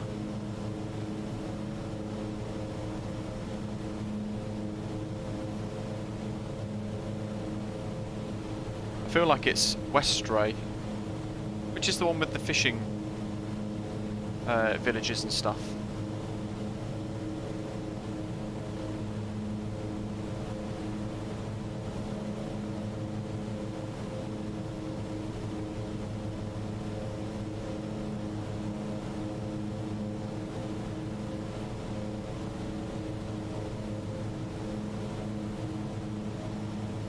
Is it the Shetland? You know, it could be the bloody Shetland Islands, couldn't it? Oh, it's the Outer Skerries I'm thinking of, isn't it? EGOU.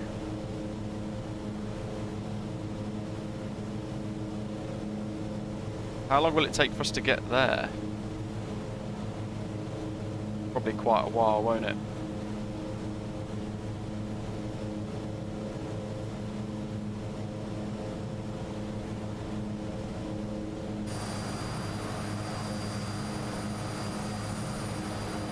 Hype, hello, yeah, it's a fantastic aircraft.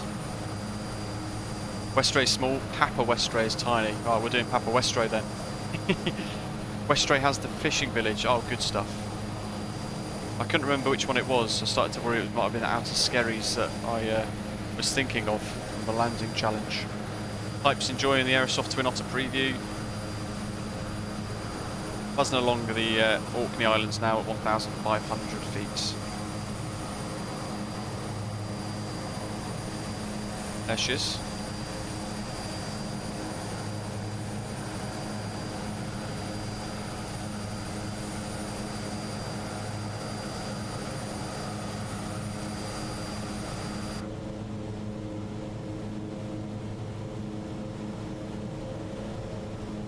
I reckon we could go down to 1,000. That's the QNH. 1,000. We'll do bolts. Just do 500 foot per minute. We'll be down in no time anyway. Still got a bit of fuel left in the tanks. All good. Look at that, 73% in the poll. Think that the Twin Otter is awesome.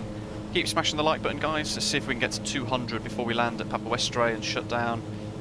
Peter, we're on joinfs.net, JoinFS network, and we are on a server called Digital Theme Park.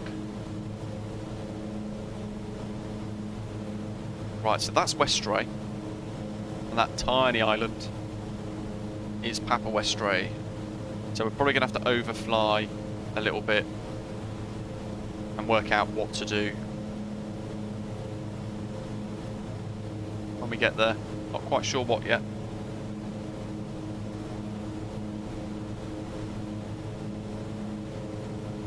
It'll be interesting to see how quickly we can get this aeroplane stopped as well.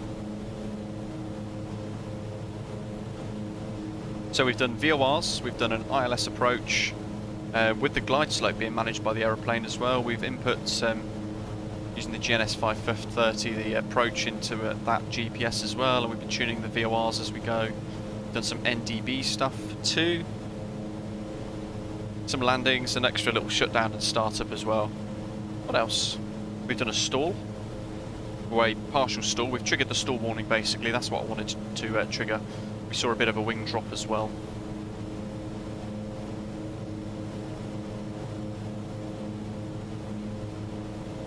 Canadian Captain Moustache, hello to you. Any chance on some airwork demonstration? What exactly would you like us to do? Have you got anything specific in mind?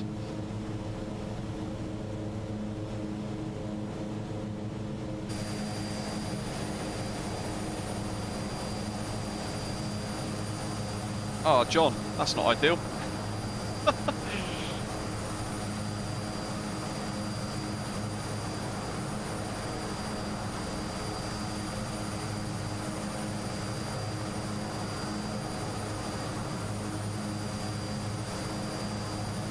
So Mathis, well, yes, Aerosoft project managers popped into the live chat earlier, along with their sound guy, a couple of the other Aerosoft developers, and Mathis was asked a couple of questions throughout the live stream earlier as well. So do head back and check that out as well. It was helpful in answering quite a few queries that people had in relation to this.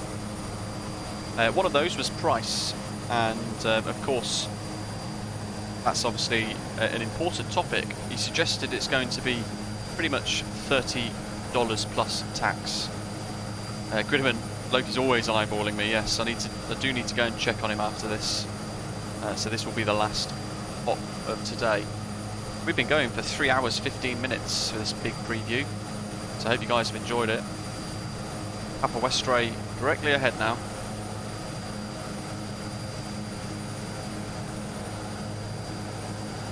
Ashley, hello. Sim has been absolutely wonderful today.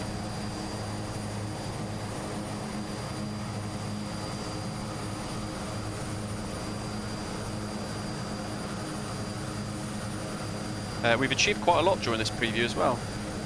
Canadian, yes, we did some stalls earlier. We did just some mild stalls basically. I haven't done much engine out or anything yet because I know some things are still being tweaked. Max performance takeoff and landing. We're about to land on this tiny little runway here, if that's anything to you, but I'm not au fait entirely with how it all works properly, so I'm going to give it a go. We're going to smash the reverse prop. There's Westray. And little Papa Westray is here. Darren's enjoying it. Plane looks and sounds epic.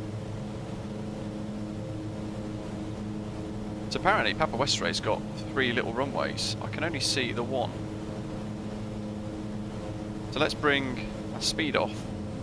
Let's come left slightly. We'll go more towards the north.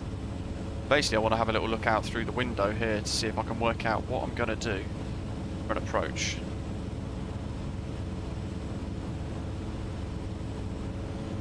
Did the live weather work too? No, we're using that Floyd cloud preset.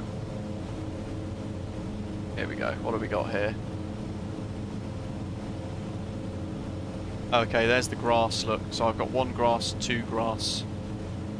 Grass or concrete, guys? What do you reckon?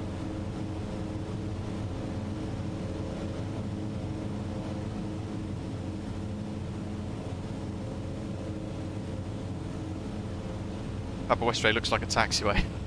It does, doesn't it? It's probably going to handle like a taxiway as well, but we've got the Tundra wheels.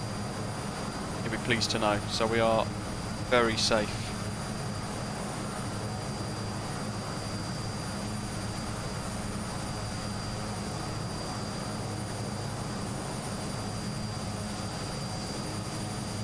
There we are.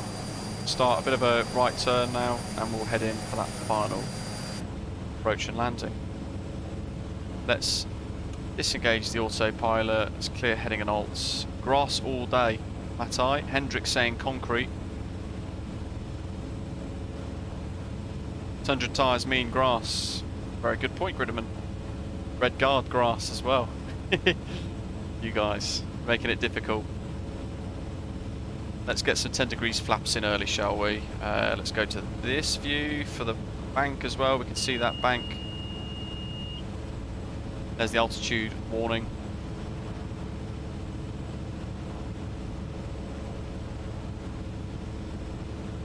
A couple of those views. Look at that, it's beautiful. Not entirely sure where I'm going. This is entirely visual now. Right. 500. Let's just get full flaps put in. Head out towards the coast. I can't actually see where the grass runway is, but I know there's like a concrete blip here. It's going to take us over the concrete runway too, so it might bounce us a little bit. We will see what happens.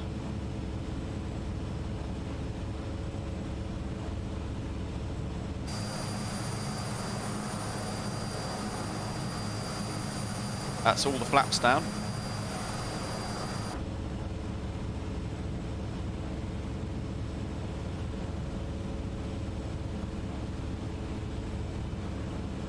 I want to come out a little bit wider and watching that speed as well, because we're not too far from hitting stall.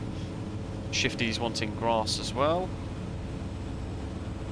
We were asked about rain as well, weren't we? So don't let me forget. Actually, no, I've set them up myself. But there are some cabin views.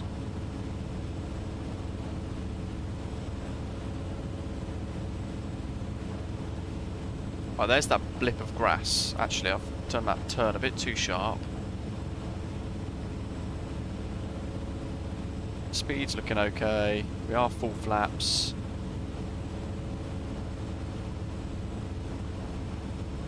This is a tiny runway, and then it's water. It's quite difficult with the lack of light as well.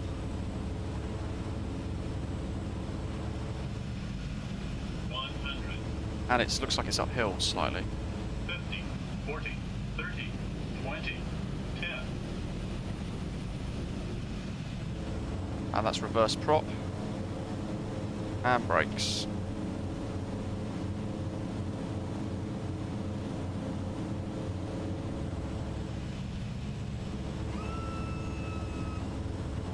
Might have braked a bit too harsh there, but there we are. In fact, we're actually on the little bit of grass strip as well. Look how quick we've stopped. That's brilliant. End of the runway is just there by the looks of it.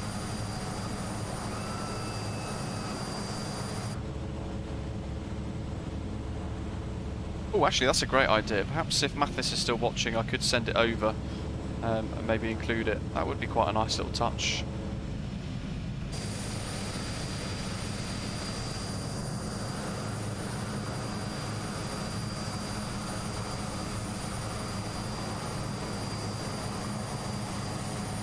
Don't even see the runway. I barely saw it myself, to be honest.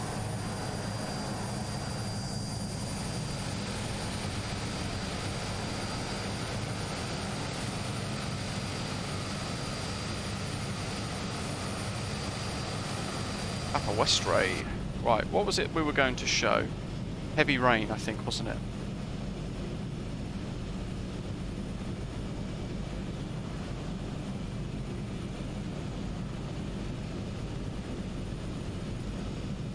Don't know how long it takes for the rain to kick in, if I'm honest. Yes, about to buy Aerosoft's Antarctica Volume 1 in the sale in anticipation of buying the Twin Otter. It is pretty good. Let's do like, I don't know, 60 mil of rain. It's not going to allow that per hour. Temperature, pressure.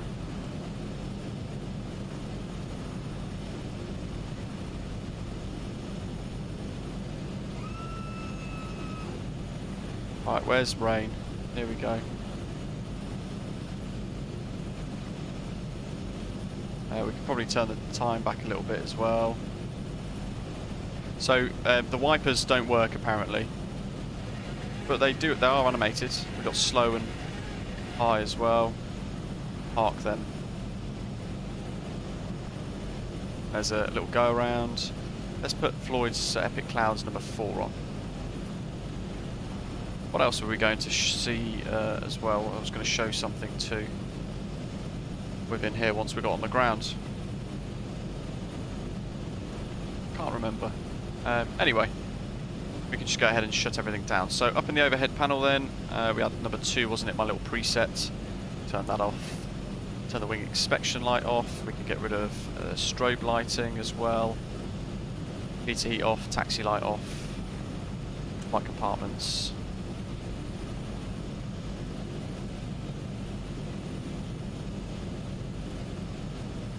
That's good. We can look at feathering the prop. There goes the Norland Air touchdown. We've got quite a few coming in now. And there's an Edgeley Optica.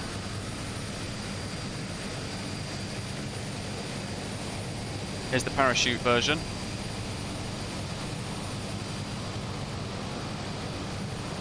And the Air Inuit version as well, just there, coming into view.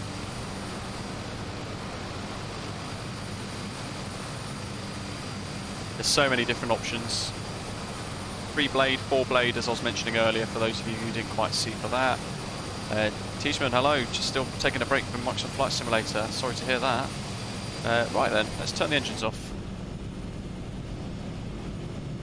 Oh, landing lights. There we go. I knew there was something I'd missed.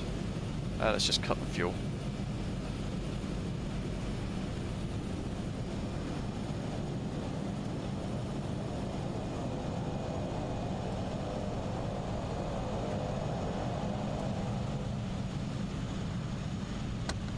Let's lift that.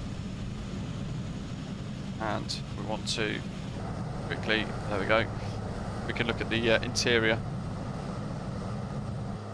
There we are, there's the beautiful steps. There we go. All settled on the ground here at Kappa Westray. Hendrick's asking, would I recommend the CRJ 550, 700, 900 and 1000 pack? I love it. It's one of my favourite aircraft inside the sim at the moment, so yeah, I can absolutely recommend that. It is really good. Just about here, some of the noise. And then if we just kill everything,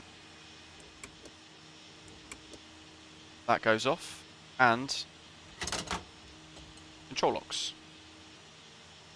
Then we can open the door left and right. They are looking at the speed of the animations here as well, just for reference here. There's a couple of the different variants. That's pretty cool. So hoping it's going to be released in the not too distant future, fairly soon in fact, in that instance, but who knows, maybe a week, maybe two, maybe less than that. Mathis was saying earlier they're looking at $30 around about, but it's not confirmed price yet. About $30 plus tax, so we're looking maybe £20 UK money, but very, very nice indeed. I hope you've enjoyed today's little live stream preview. It's been 3 hours 30 minutes of pure Twin Otter in Microsoft Flight Simulator, so hopefully you're all looking forward to it. Buzzing for this is coming really soon into Microsoft Flight Simulator. It is great fun, and there's lots of different variants to go and explore as well, as we've been having a look at throughout today's live stream, including this parachute version as well, and the Air Inuit stuff. So there's passenger variants, cargo variants, ones with skids, ones with floats, amphibious, and everything else as well. Thank you very much for watching. Hope you've all enjoyed it. Welcome to all of our new subscribers today. Thank you very much to Mathis and Jerome from Aerosoft for jumping into the live chat today, and also the Aerosoft testers flying alongside as well. That's been quite enjoyable. I hope you guys have enjoyed the route too. All the links will be in the description, so the forum post on Aerosoft's website is in the description for today's live stream. Upon release, I will also put in the product page, so you guys can click it. So feel free to pop back to this video post-stream too. And of course, if you want today's live stream, as Mark's pointed out there, if you want today's live stream route from Glasgow, then do head into our Discord server as well. And it's all in there for you guys too. Thank you very much for watching. Happy New Year to all of you. It's going to be a great year for Microsoft Flight Simulator, as we can see here with the Aerosoft Twin Otter coming soon. So thanks everyone for watching. Hit subscribe. Don't forget to give the live stream today a little like as well if you've not done so already. Click that thumbs up, and I'll see you soon for another live stream. Take care.